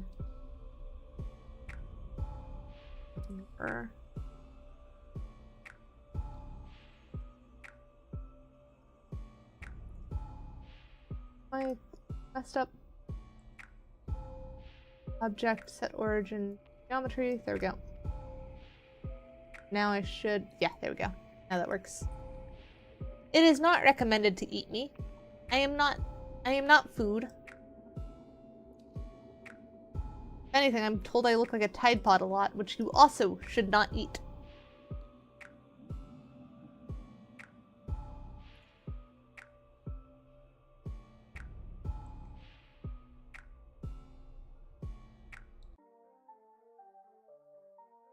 No, no eating me.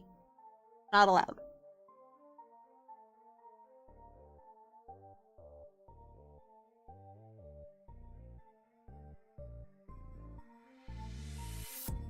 Normal.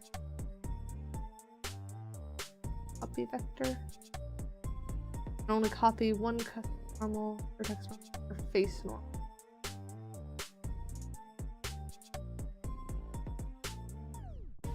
My hair is not cotton candy.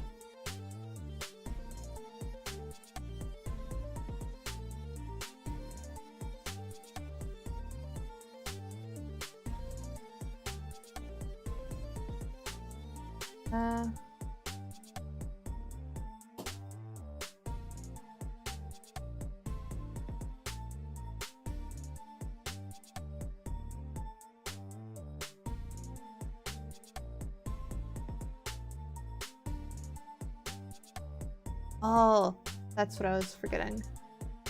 Do mesh separate again. And then if we do the data transfer again from body. Oh wait, no. I'm copied that. I need to do that on this one. If anything, this should be blue raspberry. Not just blueberry. But again, I am not food.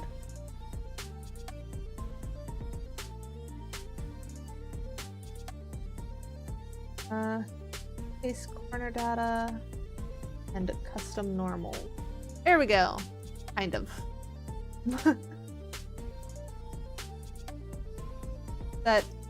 Is that better?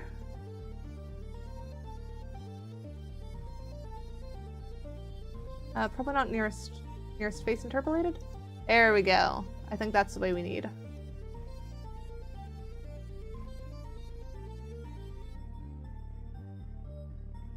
Generate data, apply. And now that should smooth a lot better with all of the normals that we're trying to do with it.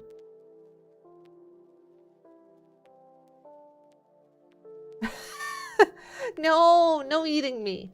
Not allowed.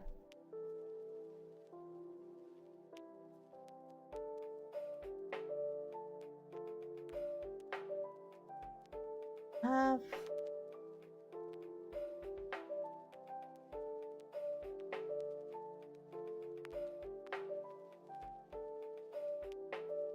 what else do we need to tweak?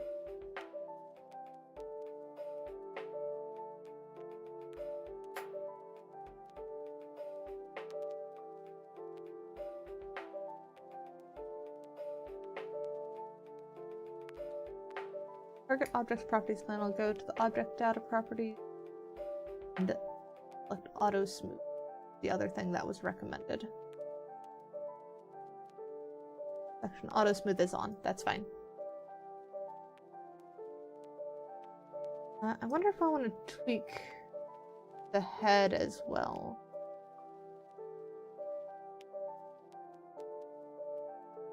But I think that's gonna mess up even more.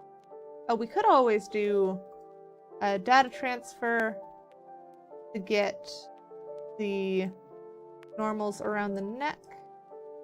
Not nearest corner, nearest face interpolated. Yeah, that definitely does some weirdness around the eyes, but we can reset those and such. We just want the face to match the other ones. We'll generate that data, apply, then grab based on UVs, select those, select the eyes, mesh normals, reset vectors. That should get those back how we normally expect them. Let's hide these portions of the eyes to make sure that those are fine. Grab those. Okay, so those do select with the other bits. That's fine then. Have fun!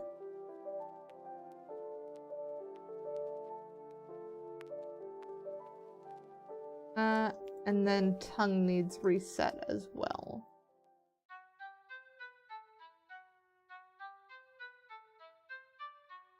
Mesh, normals, tongue, there we go. That should now be more reasonable, I think, where it feels like stuff blends together, aside from the weird edges that that has. But if we look here, which is a bit more of an expectation for our lighting setup, that feels like Burb.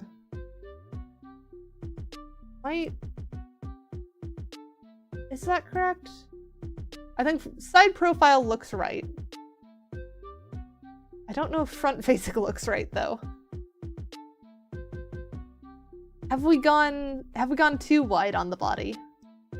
I think that's it. I think we've gone too wide on the body and stuff.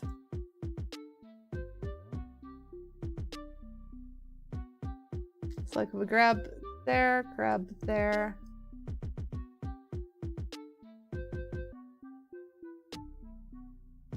We want all, not just connected. Eh? Why is this not mirrored?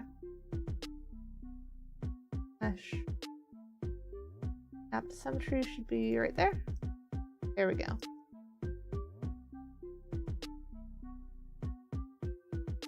There we go. Now it's moving as expected. Scale X.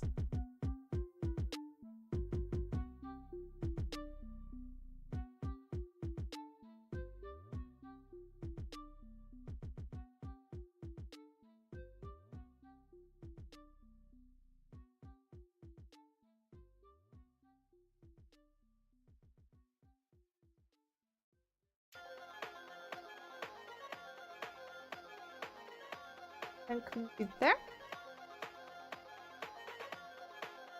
I think that feels better. That feels less like a fat bird.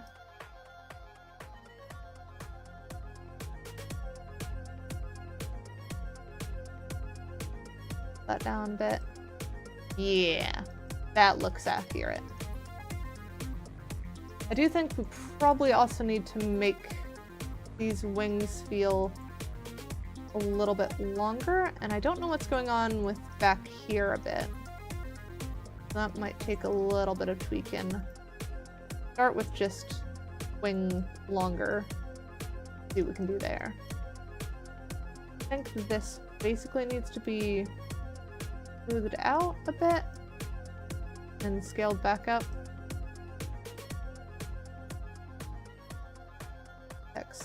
again, scale it back up, and then drag that back out. Pull that back in, kind of taper that a bit better. There we go. That feels more like wings. Now we've just got the tail to worry about. But that is coming together pretty darn well. I'm happy with that. I do think tail is probably going to be a bit more of a challenge though, especially since we probably need to go ahead and do scale Z here, taper that out even more. Maybe even scoot down a bit. The wireframe mode simply renders using lines, a feature of the graphics card which has to draw lines instead of full triangles. That sounds about right.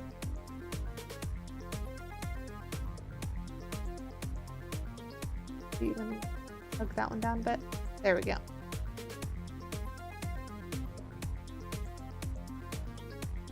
So now, do we want fanned tail or do we want narrower tail on this? Probably doing blend shape between the two might be good.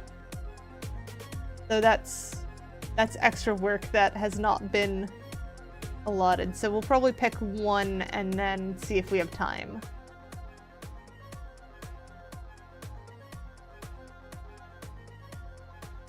I think maybe somewhere in the middle.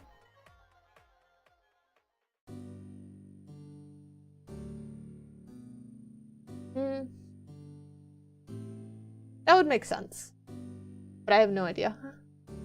I am not sure of the code behind Blender.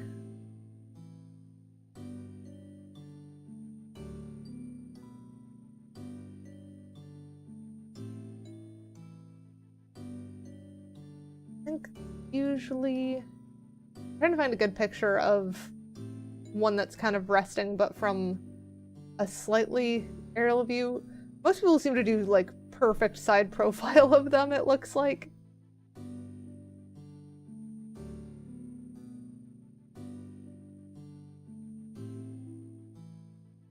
About how many feathers would their tail be? Quite a bit.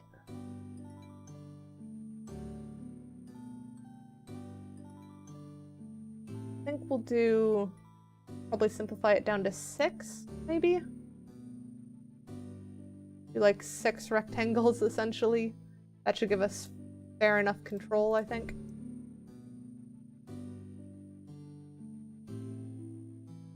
So if we add mesh cube, pull this tail, and then pull that onto this collection and onto the armature. For the 3D printed figures, you're making a garment character. You have to reprint the chest because you messed up. Aw, that sucks.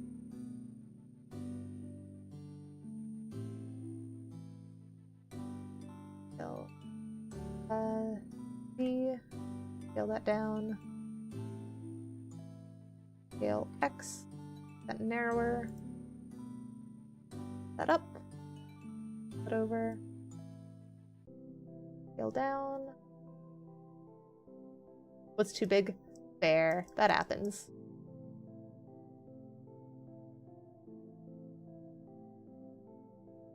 X a little bit less.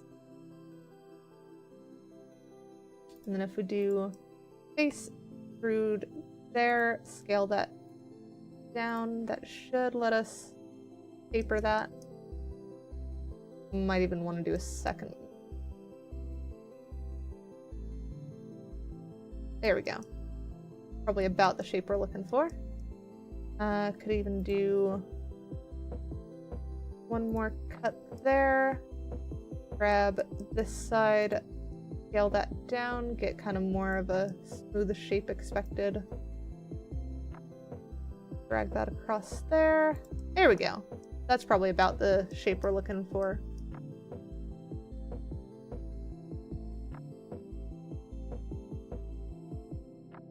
feel like I've heard about that before. Which would make sense given that I was a computer science major, but hardware was not my specialty by any stretch of the imagination.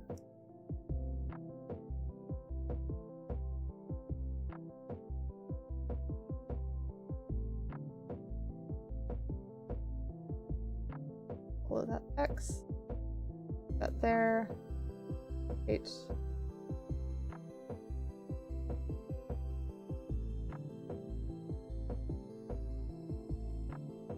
Slightly, I think. Add mirror modifier. Very close, very close.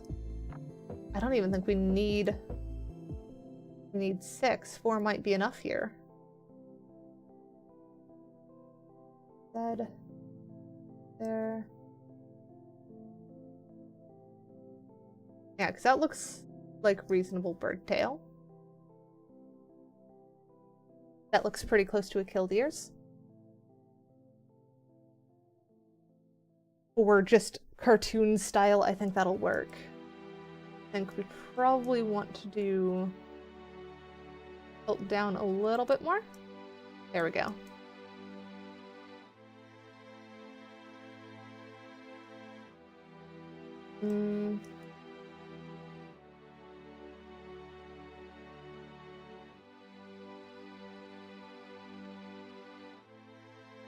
We rotate that out a little more, so it kind of feels like it's tapering out. Put that up a bit more than that. Trying to make it feel more like it has a bit of an arc to it. There we go. That's about what we need for that. That feels more accurate. You want to see what a Killdeer was? It is the little birds in the bottom left. And I think I've gotten it pretty accurate. I think I'm pretty darn happy with that. I do think the normals on the tail probably need a little bit more work. I've gotten the rest of the body to feel like it matches. And then we also have, like, all this stuff. Tail needs to move with it, too. Yes, it is clearly one of the birds of all time. I agree.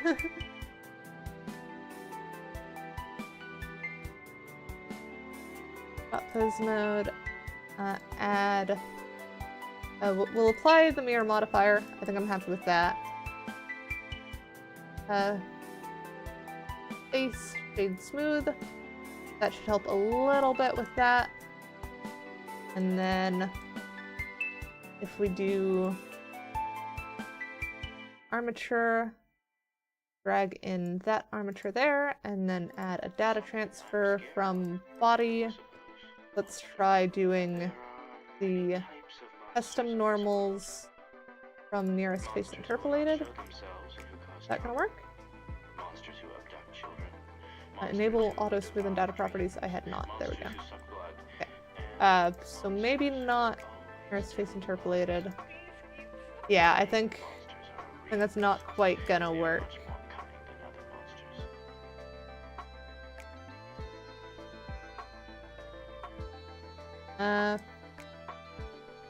Best matching is kind of close, but I think we're just not gonna do that. I think we're gonna stick with face shade smooth. What? Why are you not shading smooth?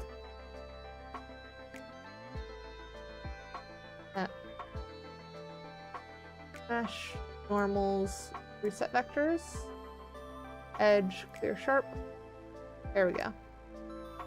And then it's just those ones that are colliding that need a little bit of work.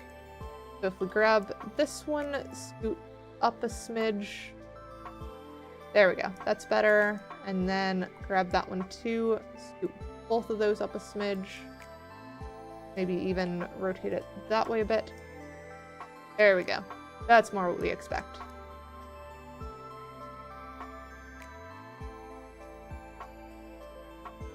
And then Something still feels off about that normal, because it's just not quite connecting with that. But I don't know if I can do much better at the moment. Actually, wait. I have a weird idea. Let's first join these. Actually, no. Before we join, that shows we still have not... We still have not attached this. We're going to go into weight paint and attach the tail to the hip. So now that should always follow the hip motion. Hydrate. There we go. And now that we have attached that, we can grab both of those, object join, and then we're going to do a weird thing. We're going to add a big ol' sphere. Sphere. Rude. We're gonna lift this up. We're gonna scale it out.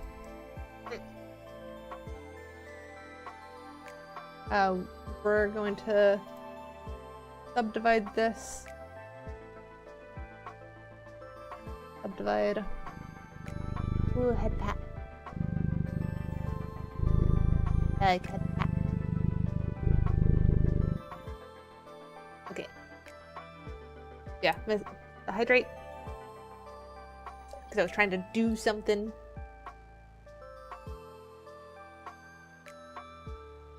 Vertex. Through the vertices. There we go. That should get us closer. Maybe even another subdivide. Just because I'm trying to get this fairly smooth. There we go. Then face shade smooth.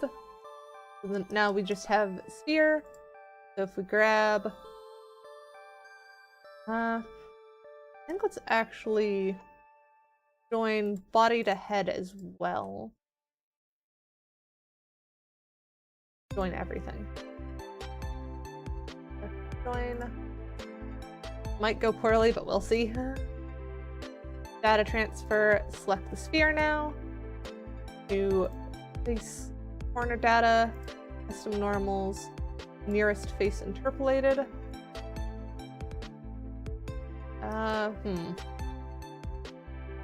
That certainly has done something. What about projected face interpolated? No, that's worse. Apology. No.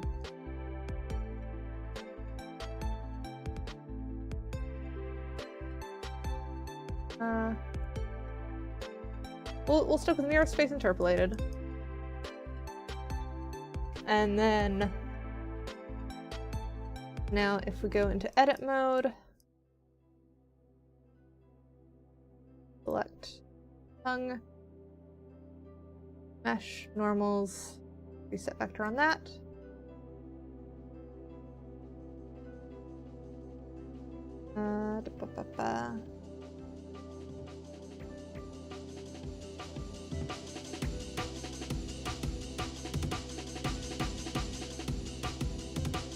I'm trying to select faces here.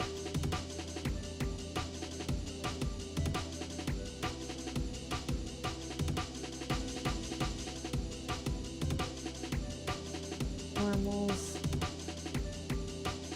The vectors. Okay, be a bad boy and watch me find it out for myself. That one. Hide that one. Select that. Mesh. Reset vector there too.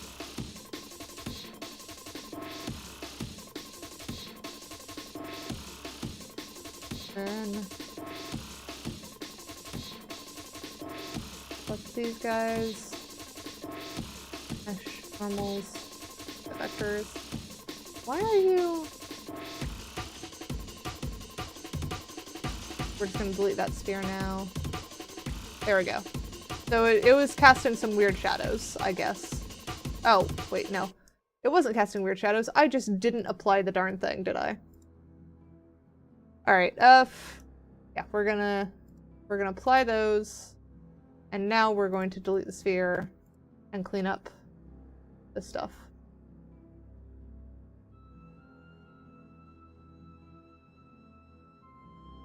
Mesh normals, reset vectors on those. Hide that. Select these guys. Mesh vectors. Hide those guys. Grab the tongue. Vector. And then what if we just grab you guys? Vertex. No. Mesh, normals, smooth vectors. That helps a little bit.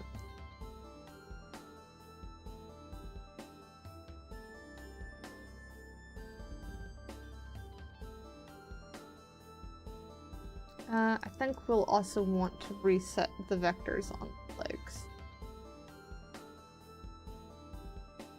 Vectors, there we go. Now if we do...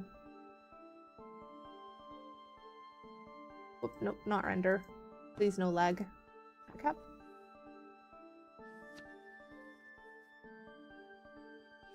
What is that one? That does kind of give you a look at what the normals look like.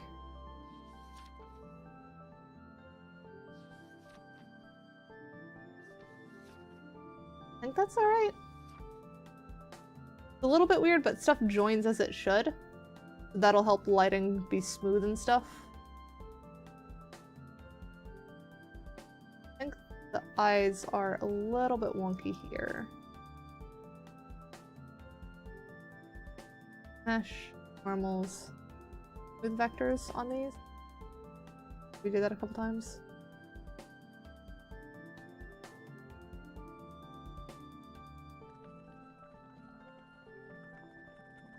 No. Let's instead try mesh, copy vector. And then grab those. Mesh east vector. East vector. There we go. That makes single side on that one. Do the same on this side. Mesh normal copy vector. Select all those. Mesh east vector. And then let's hide those. I think inside the eyes seems to be fine.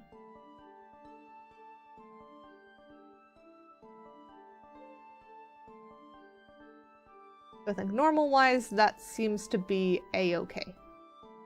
We've got some stuff sticking out, as it should. And if we grab that and then do the blink looks a-okay.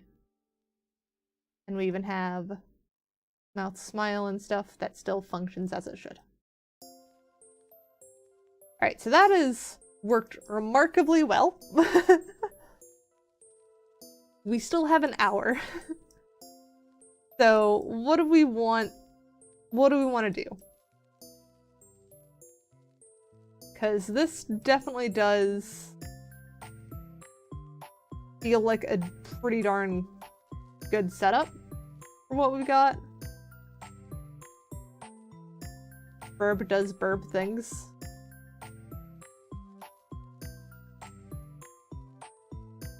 The arms aren't weighted to, but that's expected. That was disclosed to the client already.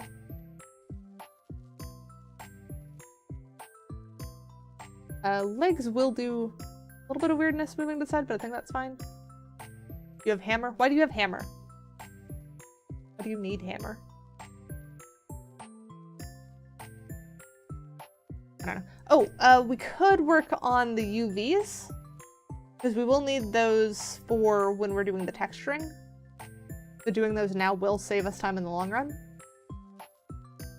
So I think I'm going to go through and work on that. So if we hide that, we already have a little bit of work done. Wait, why is that poking through there? Which part is that? Oh, is that? Oh, hang on. That's because we're on smile. We'll tug that in a little bit, just so that's not poking out. Go to the other side, and it's not doing it over there. Weird. Oh, but it is doing it down here. Just tuck that back in. Alright, so back to basis. You need to put together a print, and you're on your way to putting it away. You use a hammer to put together a print? Fair enough, I guess. So where do we want bird to be chopped? That sounds weird. Where do we want to place the cuts in the UV for the bird's head? We've got some that make sense around the beak and stuff, but we should probably add a bit more of a line maybe here. Do like just seam down the center. Just drag it from there to there around the top. I think that'll make most sense. We'll do UV, mark seam there. You were struggling? Yeah, it sounds like you were. And then that makes sense for the body. Let's hide that so that we can see more of this again. Just do seam down the middle again. Have it split in two. That might be a good bet. But that would put the seam right at the front, and I don't generally like doing that. We could hide it more under the wings.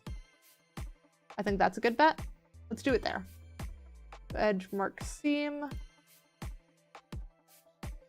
And then on the wings, we could do it on these sharp edges and on these lower edges here, because those are mostly covered. The mark seam. Oh, did that not mark seam? The mark seam. There we go. And then for the tails.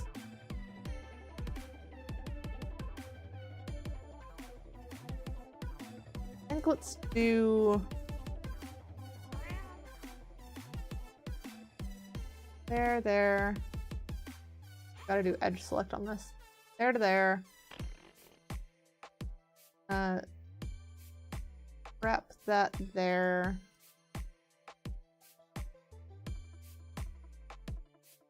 And then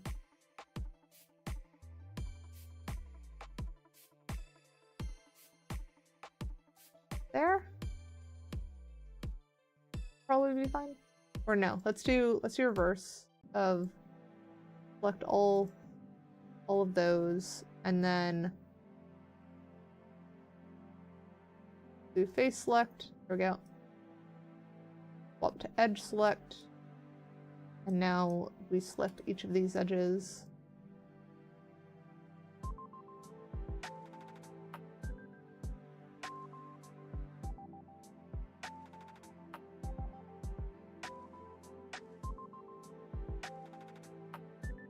Edge, mark, view, theme, there we go. Now we just have leg UVs that we need to sort out. And we'll just do there.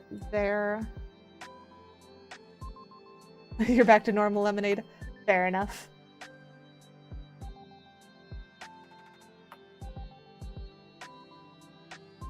Mark theme, that one.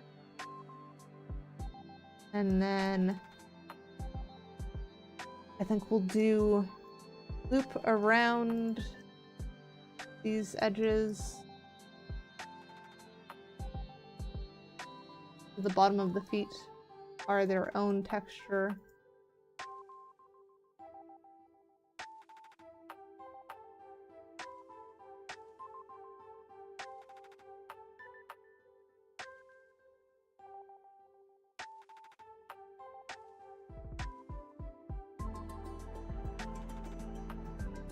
And then add seam there. Extra little cuts between the toes to make sure that any stuff can move nicely. Mark seam. There we go. Think. Might still not be enough. We'll do loop cuts around these, I think.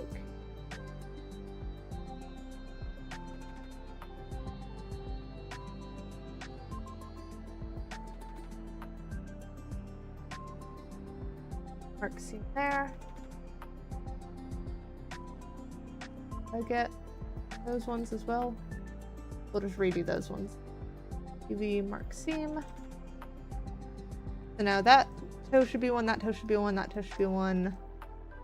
This toe connects to that one, which might be a bit of a problem. I think I'd add a couple extra here.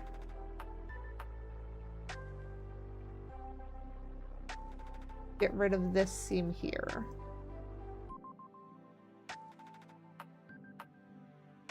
Now those toes are a little bit awkward of a shape, but not too bad.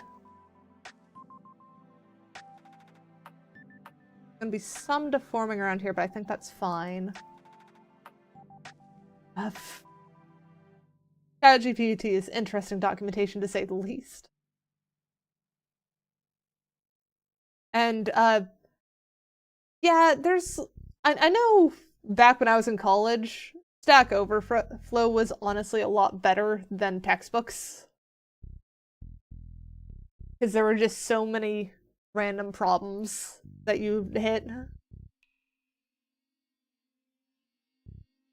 I think it was in my ethics class that one of our things was to contribute to Stack Overflow or some other like online resource to help others learn. I'm pretty sure I ended up making a tool that explained logic gates using Minecraft Redstone and just posted that online. It worked. I succeeded in the assignment. I don't think it really helped anyone though.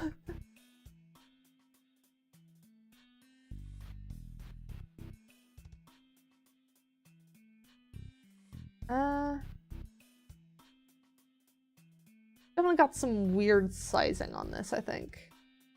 Because those X's are basically our tail feathers. And you've got these, which I think are our legs. I just need to do some tweaking on those.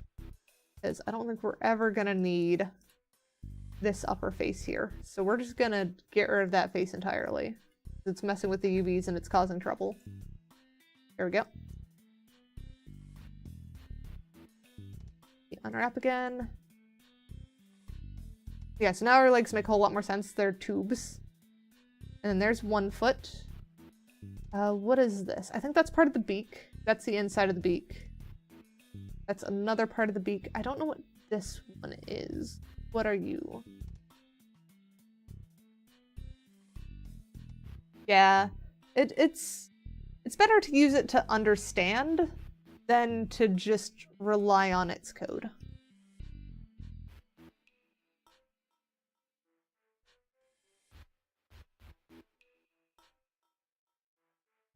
Select a link to find normals. One of those. What is... Eh? Why is that not linked anymore?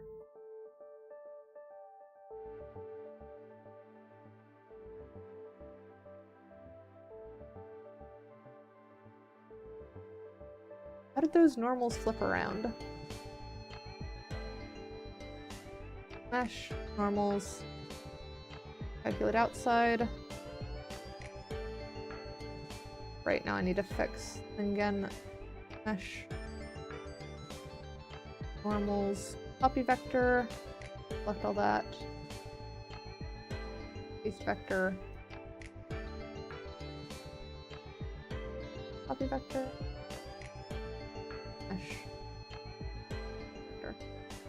There we go.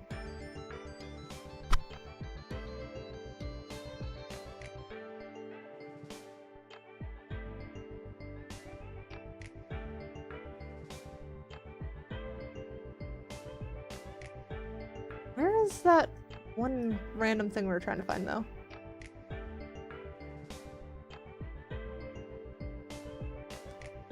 Tail. with any of the tails.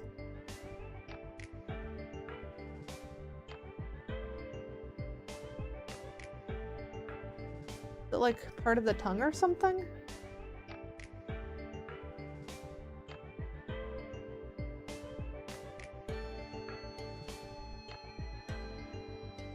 Okay, it was the tongue itself. Okay. The tongue needs some kind of line cut on it. I'm gonna say about there. Wrap around there. Do that one. UV mark seam. And now unhide everything. A UV unwrap. There we go. That's a lot more sensible of a shape for a tongue. So now our only things that I would want to tweak on this UV are making sizes make a bit more sense. I think I'm also gonna tweak a thing. I think these tail feathers are a little bit silly with the X shape. So I'm gonna change that, do one long side piece, and then do the top and bottom.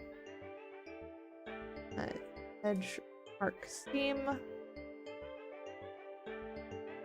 Be unwrap. There we go. That makes a lot more sense. And I think that already fixes most of our issues. It's just the eye, like irises, should be a bit bigger due to the amount of detail we normally want to put on those. So it's good to think about what do we want to make smaller then, if those are going to be our bigger ones. We've got legs there. Tail feathers scattered throughout, that's fine. These are our tail sides, those are good. We might even just have enough space to yoink these guys. Scale up. Oh, come on. Move. Rotate 9 degrees. Put over here.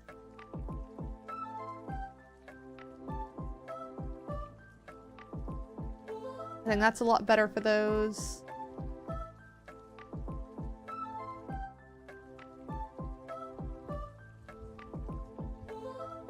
Scale that up. Probably fit this. No, I can't quite fit one on each side. Put that there, put that. As long as it fits, it's fine. Grab these two, scoot them down. Like that. That should get us a bit more clearance on those. Ooh, you're showing eternal cool stuff. Very nice. Scale down that beak a little bit so we have a bit more clearance. Oh, actually, UV unwrap again. Let's increase our margin to like 0.08.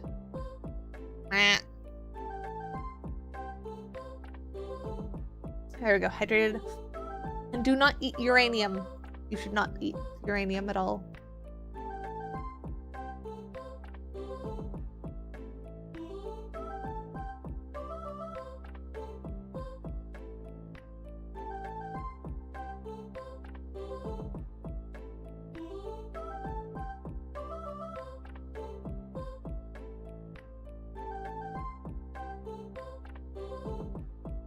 Thing's funky. What has happened here? When are you?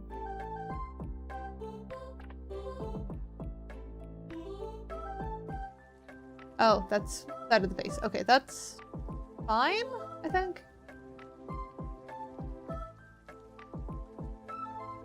A little bit weird though. I could add seam there if I wanted to spread it out a little bit more. But I think it's better not to.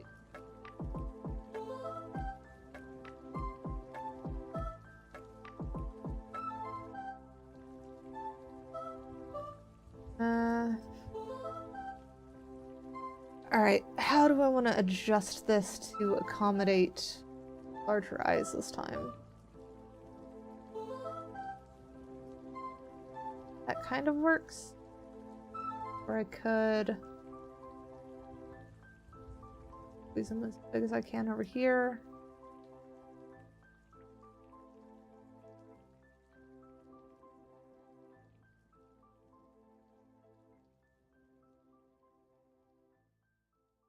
For them where they were before over here, I think.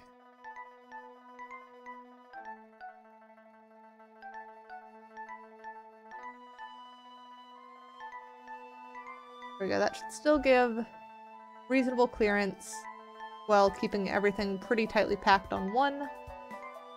Which part is that? Okay, that makes sense. That's the kind of weird, wonky back of the neck there, I think. Is that gonna be fine? That is a little wonky. Taste some rocks. Some rocks are okay to lick, not all of them.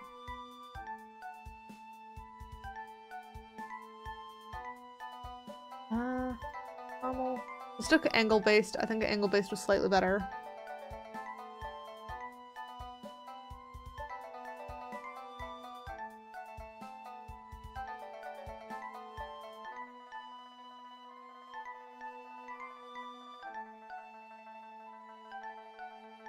There.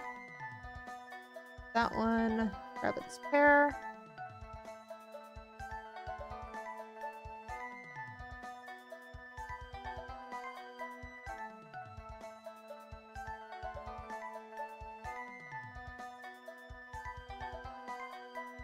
Put that there. There we go. That should give us plenty of room there. What is that one?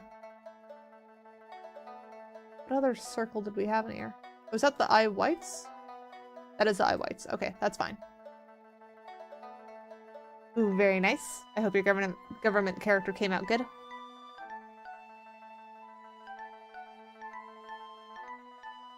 Alright, is there anything else that we should tweak? Because I think that's about where we want to be with Burb. I think that is correct. But is there anything that looks off to you guys?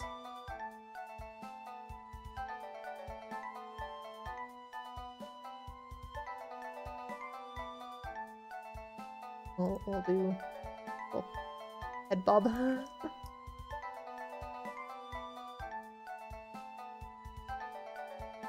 Ooh, yes. Put the character that you made in the Discord. I want to see.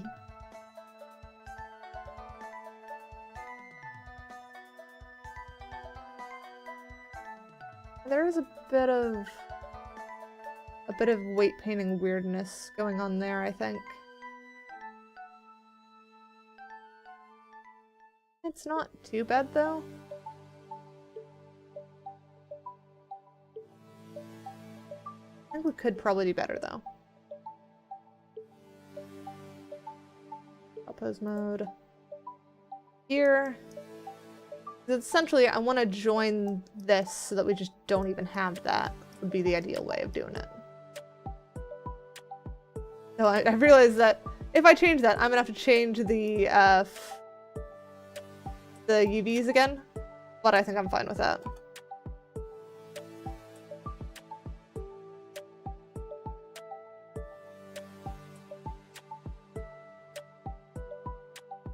Vertices. And then do delete at least those two vertices. Oop, no, delete those two faces. And probably these two as well.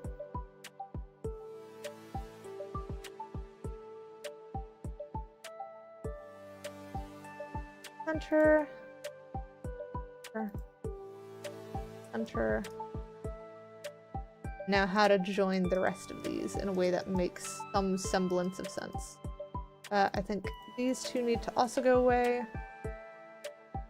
Not faces, not vertices, we need to delete faces.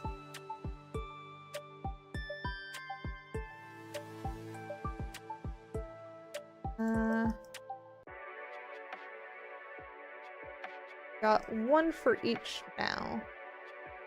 Just a matter of getting them to link up properly. Except for that one. Actually, if we do delete these, that should buy us the ones that we need. Ooh, I will have to check in a second. Let me finish up what we're doing here, though.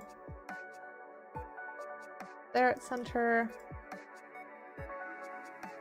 Merge that one to that one. Merge these two. Merge that with that one there. Merge that bit. And these two should be final. There we go. Now that should properly... Oh, these two I missed. Wait, what? How is that made a star?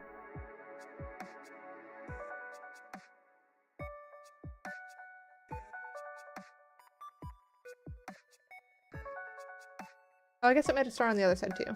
Okay. Then we want there, there, there, there,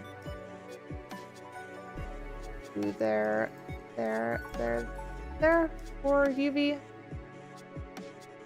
Mark seam. There we go. So now if we do pose mode again and rotate our head around, yeah, that is a lot smoother. That is a lot better. It actually feels like it makes sense. I do think that we want to grab that weight paint, probably smooth that out a little bit more. I noticed a little bit of weirdness happening. We'll just hide that under a bit of smoothing.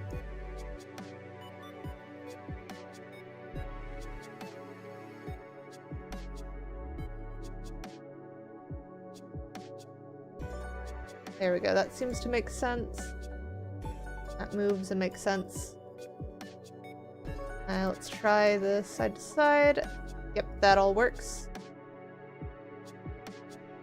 I think we're good there. Stop pose mode. Now to fix the UVs again. Oh, I should look in the Discord though and see what this government guy is. Ah, that I see why you kept calling him government character. That looks like a government character. Faceless guy in a suit.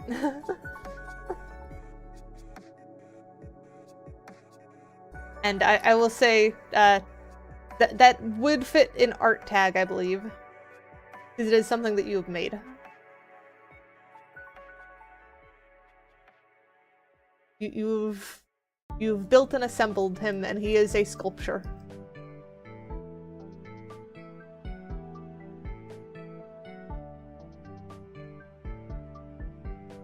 Grab that. Yep. Oh dear, we've got 3. Okay, so this is the one that belongs with the other guy up there. We can scoot those two together.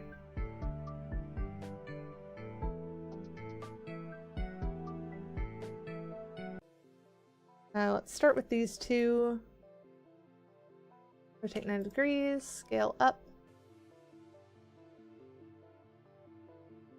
That should get us much better eye texture there.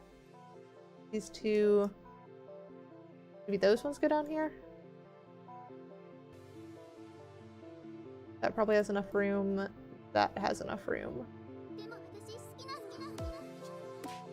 Alright, so I think that's UV's good then.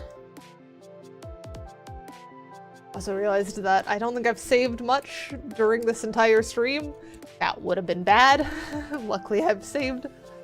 I need to make a save redeem or something.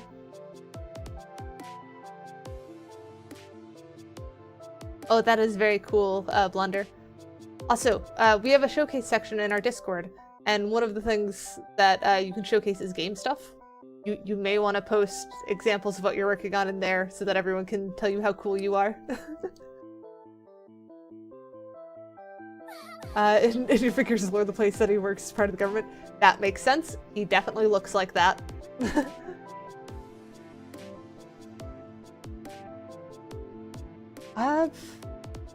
We've got a little less than 30 minutes left of stream.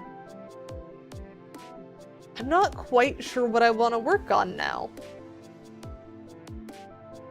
Because I think we're good on this one, unless we want to add like blend shape to make tail go wider or something, but I don't think that's really necessary. Oh, let's tweak that a little bit. Because that looks like it's kind of tucking in a bit too far. Probably about there. Propose mode. Yep. Yeah, that's smooth. That's good. I'm happy with that. That looks very cool.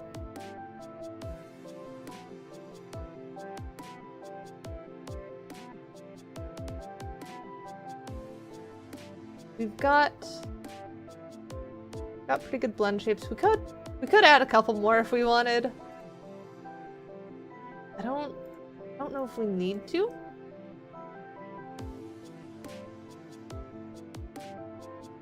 We've got sad, we've got happy, we've got angry. We've got basic expressions already down.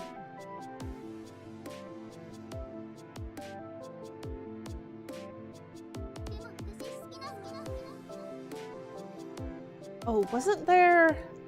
Oh, I know what I could do. We could switch to doing drawing and redraw my cat pod. Because it's been a while since I've been saying that I want to redo that one.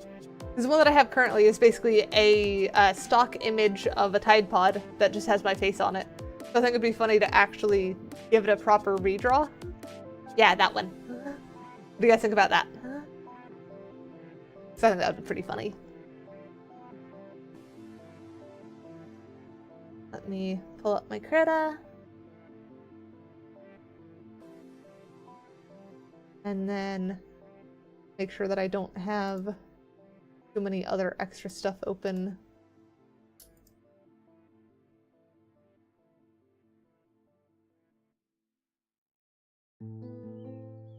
Save that document, close that.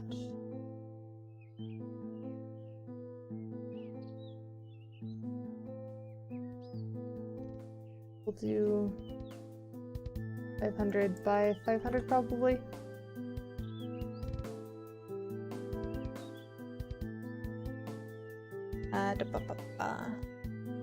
Let's hide Killdeer icon thingies. There we go. After stream, you're gonna update your YouTube with the new figures in the shelves? Yes, that is a very good idea.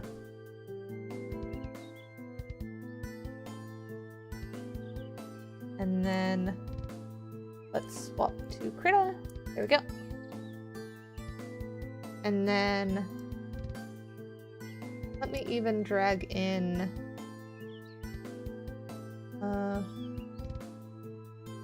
where is it?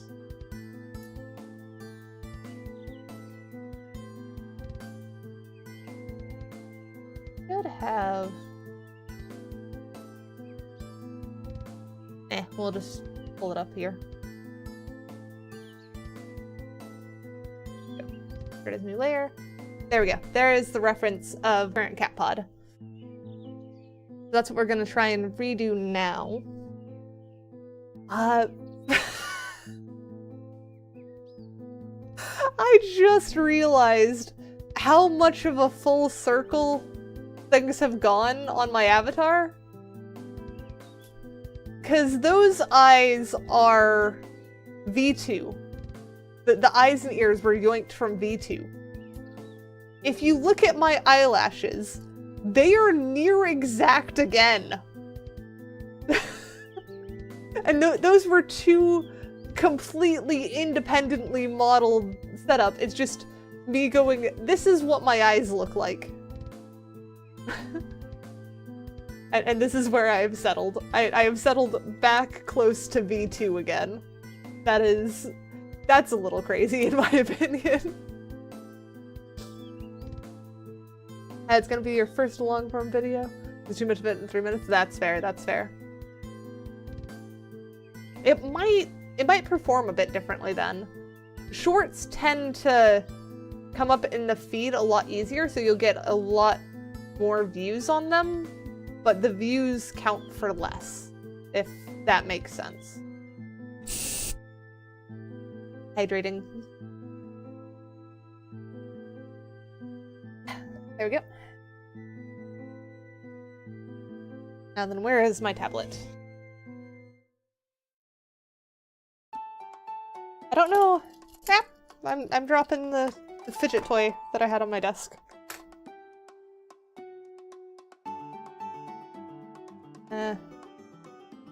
There's my pen. Oh, my pen is on the wrong monitor. Where are my Wacom properties?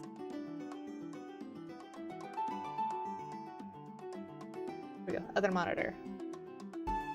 Yes! I got one of the two.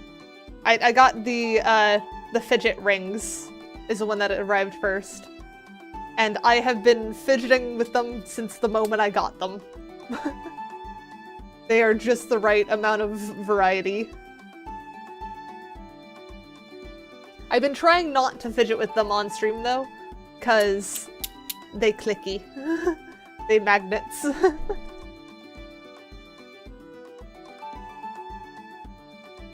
Alright, how close to the original do we want to be on this?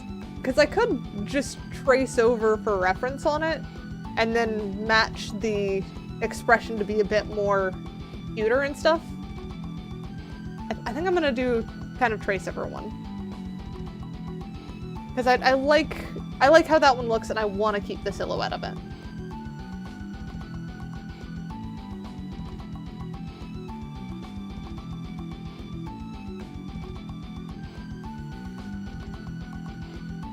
I really should change the colors of the names on stream, shouldn't I? Because it's kind of a different random. And it's weird, because I have 3 different chats that I see. I see the... Actually, no, I see 4, because I have YouTube chat too. But I've got the restream, I've got the chat on my actual stream, I've got Twitch, and I've got YouTube. On YouTube, everyone's name is blue, I think? No, some people are gray. Mods are blue, everyone else is gray. Twitch has people be random colors, like Tanny's green on Twitch. On Restream, Tanny is gray, and on the stream chat, Tanny is purple. I don't know why. I might just make everyone's names purple, or not purple, make everyone's names blue on stream. Yes, the Shorts chat has specifically been removed, because I've already got so many chats I'm trying to keep up with, and Shorts chat cannot be linked with Restream. So, since I was unable to keep up with it very well, I decided to just remove it, because it was getting too hard to moderate.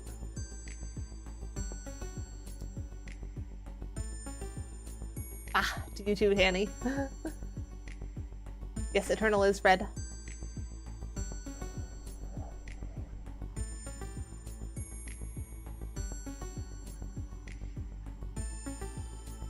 So drag this up to size. Put that there. I'll probably do this as a vector image that I can rescale it easier later. You did join through Shorts chat. Ooh, maybe I don't want to do it as vector image.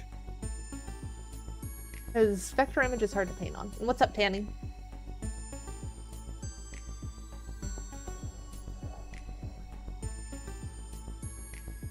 Image, resize canvas, or resize image, scale image new size, that's what I'm looking for. Currently at 500, let's move that to 1500. There we go. That's about more what I'm looking for. Hang on again, I want to play dice game? Oh, you mean the questions game? The question world? I think I'm a bit torn on that one. Because I kind of want to save that one for when we have new person to drag through it. Because it's always fun to see new people's responses to those questions.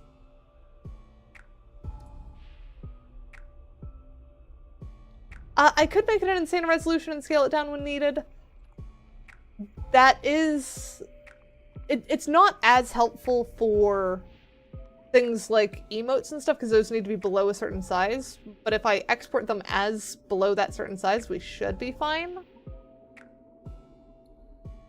In fact, what was actually the size of the original image I yoinked for this? The original one was this thing. That's what I cut it out of. And then image, scale image to new size. This one was 1230 by 1317. So our new one here is larger than that. So that should be fine. And I've never had a problem with... Actually, no. I have had a bit of a problem with that one, because I don't think that one's the correct size for a shirt.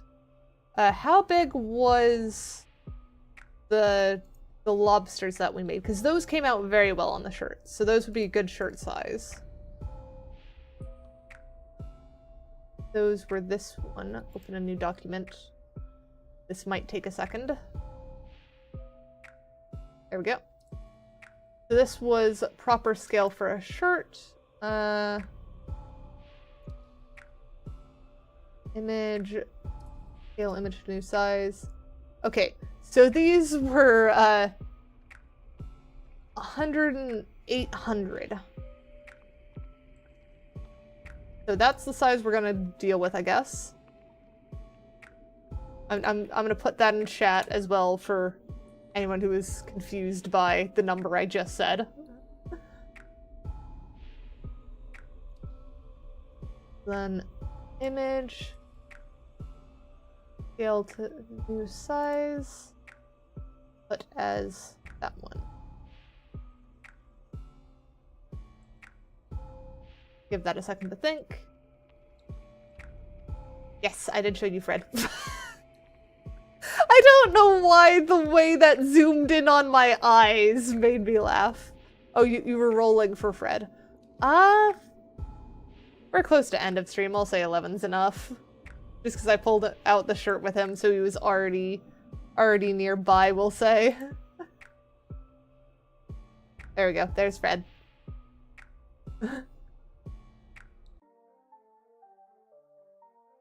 And yeah, 2 is not high enough for Frank. I just noticed that one. Hydrating.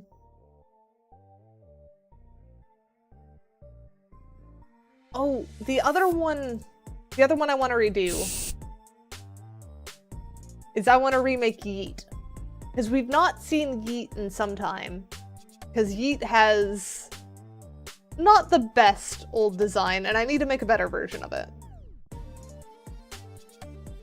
Because Yeet's old design was, that thing. This little latex-covered spider was the Yeet design I made previously. I do have new coloring for him. Because I worked together with, Net, who wanted to use Yeet for one of his projects too. Let me see if I can find the image Net had of what Yeet now looks like.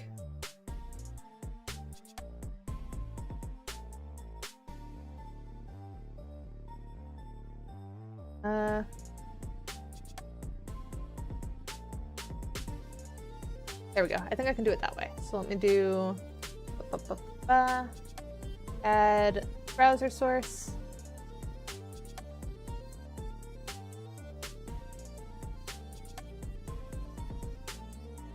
Will that work? No, that don't work.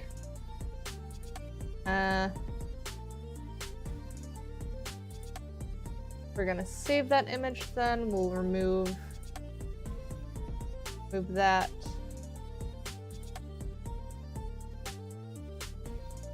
And then if I drag that in, does that work?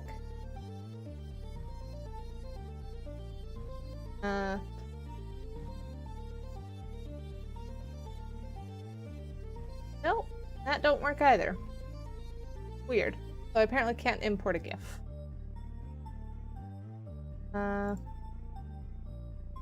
Oh, I know another way of showing this.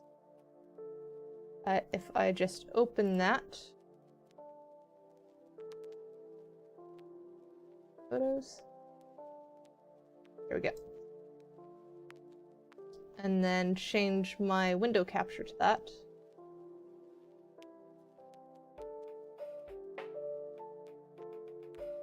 You don't quite get Mach 8, but Tanny does go flying. There we go. So here is Net's redesign of Yeet. Things might tweak further. I'm not 100% sure. But Net was having fun redoing Yeet, trying to avoid arachnophobia for people. Just go an adorable blue and orange spider. So there is Yeet in the works. I'm hoping to make a Yeet plushie that I can use for my pajama outfit that I still have not exported to where I can use it on VTuber stuff. But I have it in VR chats. So you'll see it in some of the shorts coming up for the Q&A stuff. But yes, so Yeet should be making a bit more of an appearance. Hopefully I can get them as a prop that you guys can roll for. So did I remember to do those hydrates? I'll do them again. 1, 2. There we go. Now let me go back to Greta. There we go. Close that. And remove Yeet from this. Move layer. Alright. So now we have the Tide Pod that we need to redraw. Do we want to do vectors on this or not? We did do vectors on lobsters, didn't we? Because those were... Yeah, those are definitely vectors. And then we just painted over them for some of the shading. We'll do that again. We'll do vector layer for giving us the shape of it.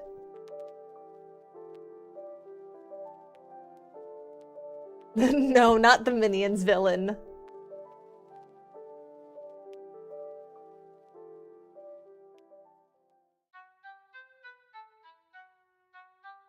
And we'll start with white, full option, fill foreground color, outline. Let's yoink that color as the outline. And now outline can be brush in background color. Frank, alright. 15 is just enough for Frank. There's Frank. Let me do that hydrate. Here we go.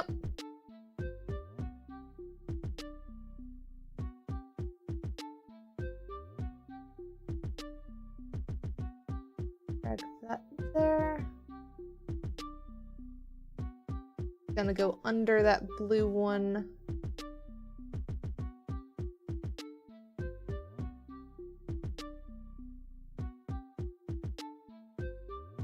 I've drawn, I guess I can't say a surprising number of Tide Pods given my colors, but I've drawn a number of Tide Pods for various different things. And I feel like I've done more Tide Pods for things like, the frickin', what was it called? Gartic Phone and stuff like that than actual serious stuff, which makes sense.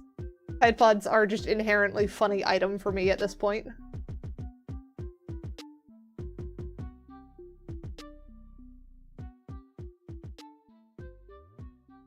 I think that outline needs to be thicker.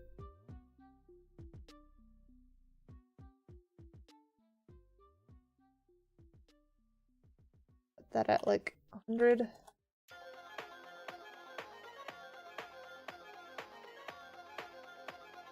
There we go, that's probably about right.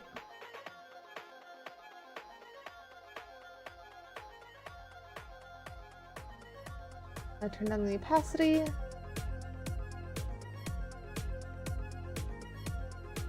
Home Depot? What is Home Depot about? I'm confused.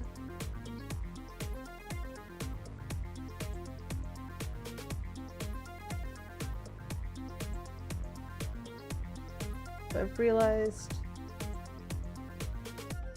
that we probably want to tweak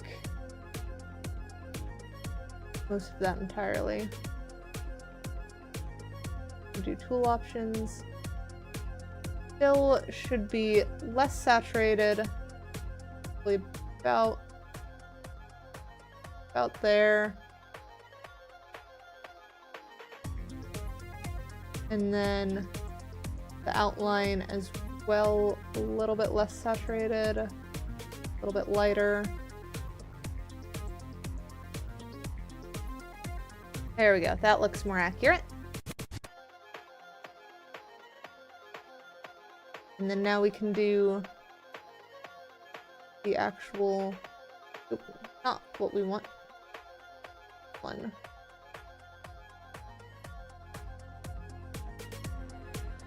Kind of bring this along, make the rest of this.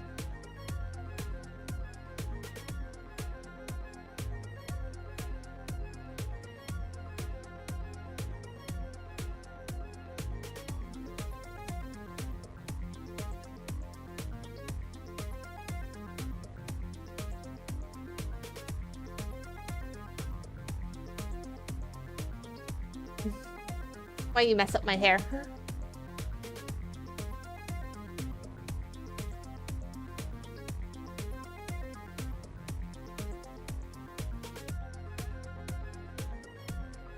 And then select the might be a bit too big and laggy.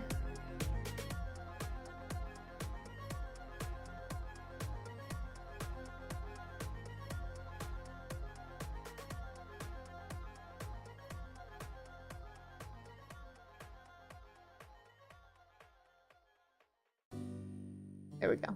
Now we've selected the right one.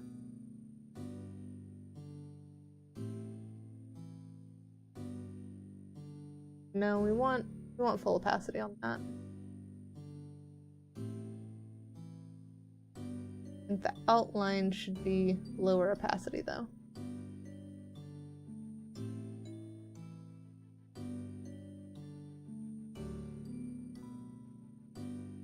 Very low opacity. And then also make it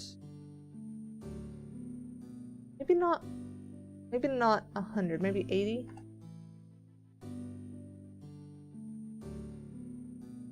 Fish. We have 2 lobsters.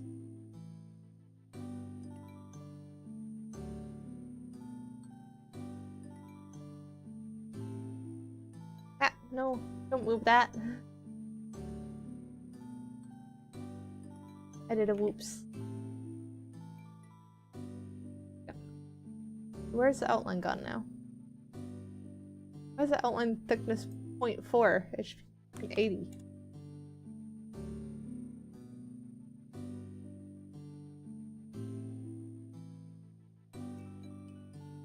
Yeah, I know Dr. Seuss did the 1 fish, 2 fish thing. But why just suddenly 2 fish? I didn't see any say I didn't see anyone say 1 fish.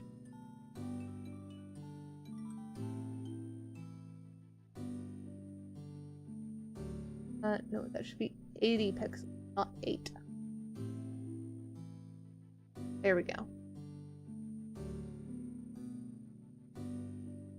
Turn down the opacity so that we can see where we're putting stuff.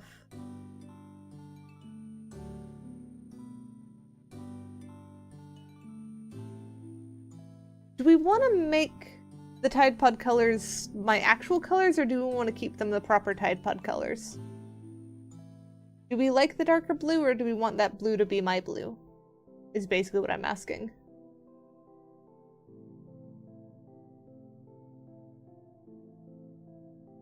I don't think that's how communication works. I think you normally have something you're trying to say, and then you try and say that.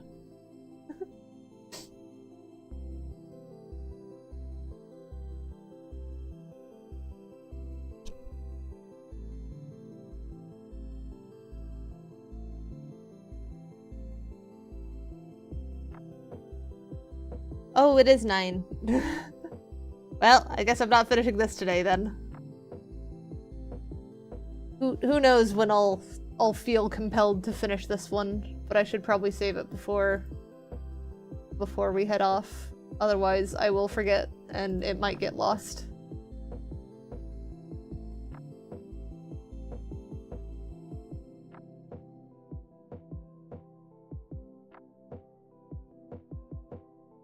There we go, calling that cat pottery work. Alright, let's see who we want to go raid.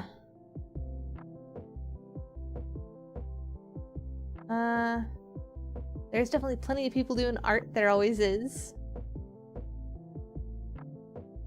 Who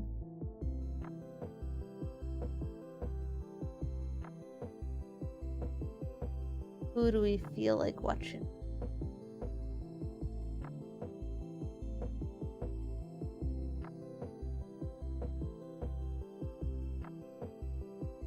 Maybe them? They look adorable. Let me see, is their stuff good? Or is their audio good?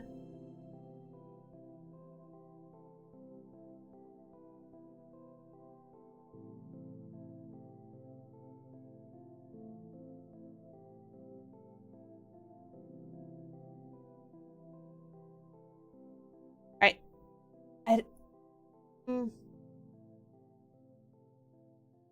No, we'll go someone else. They're screaming at someone in their chat, and I'm not sure if they're being funny about it or what. So how about this person? Is this person's mic good?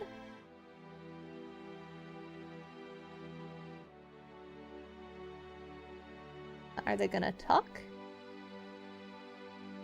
Yes, stream is almost over. We're trying to figure out who we're gonna go raid now. I will link the Twitch of whoever we go raid on the Twitch side on the YouTube chat as well if you feel like following us. Alright, fair enough. Have a good night. Oh no, wait, they've got followers only chat, so that's a no.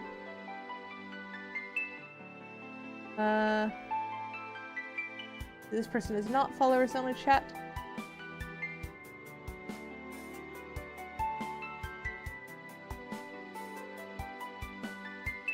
Alright, I think we are going to go raid another other who appears to be a adorable dino lizard plush of some kind. I can't quite say for sure. But it looks like they've still got 2 hours of stream left, so we're catching them fairly early. I will hydrate. But we'll be back on when is next stream? This next stream, come on. Pull up thing. Where go? On Saturday. On Saturday we will be playing Scrap Mechanic with Adam and Loki, so that'll be fun to get back to. We're going to be doing some gardening and getting stuff stocked up so we can do warehouse raids and such. That'll be very fun. And then I will also be doing House Flipper this weekend. Next weekend we will probably not have a Sunday stream because I will be setting up a new computer. So this will be fun weekend before that. But I will still have the usual Tuesdays and Thursday streams. Those are still planning on staying around. So I will see you guys next time. Do it,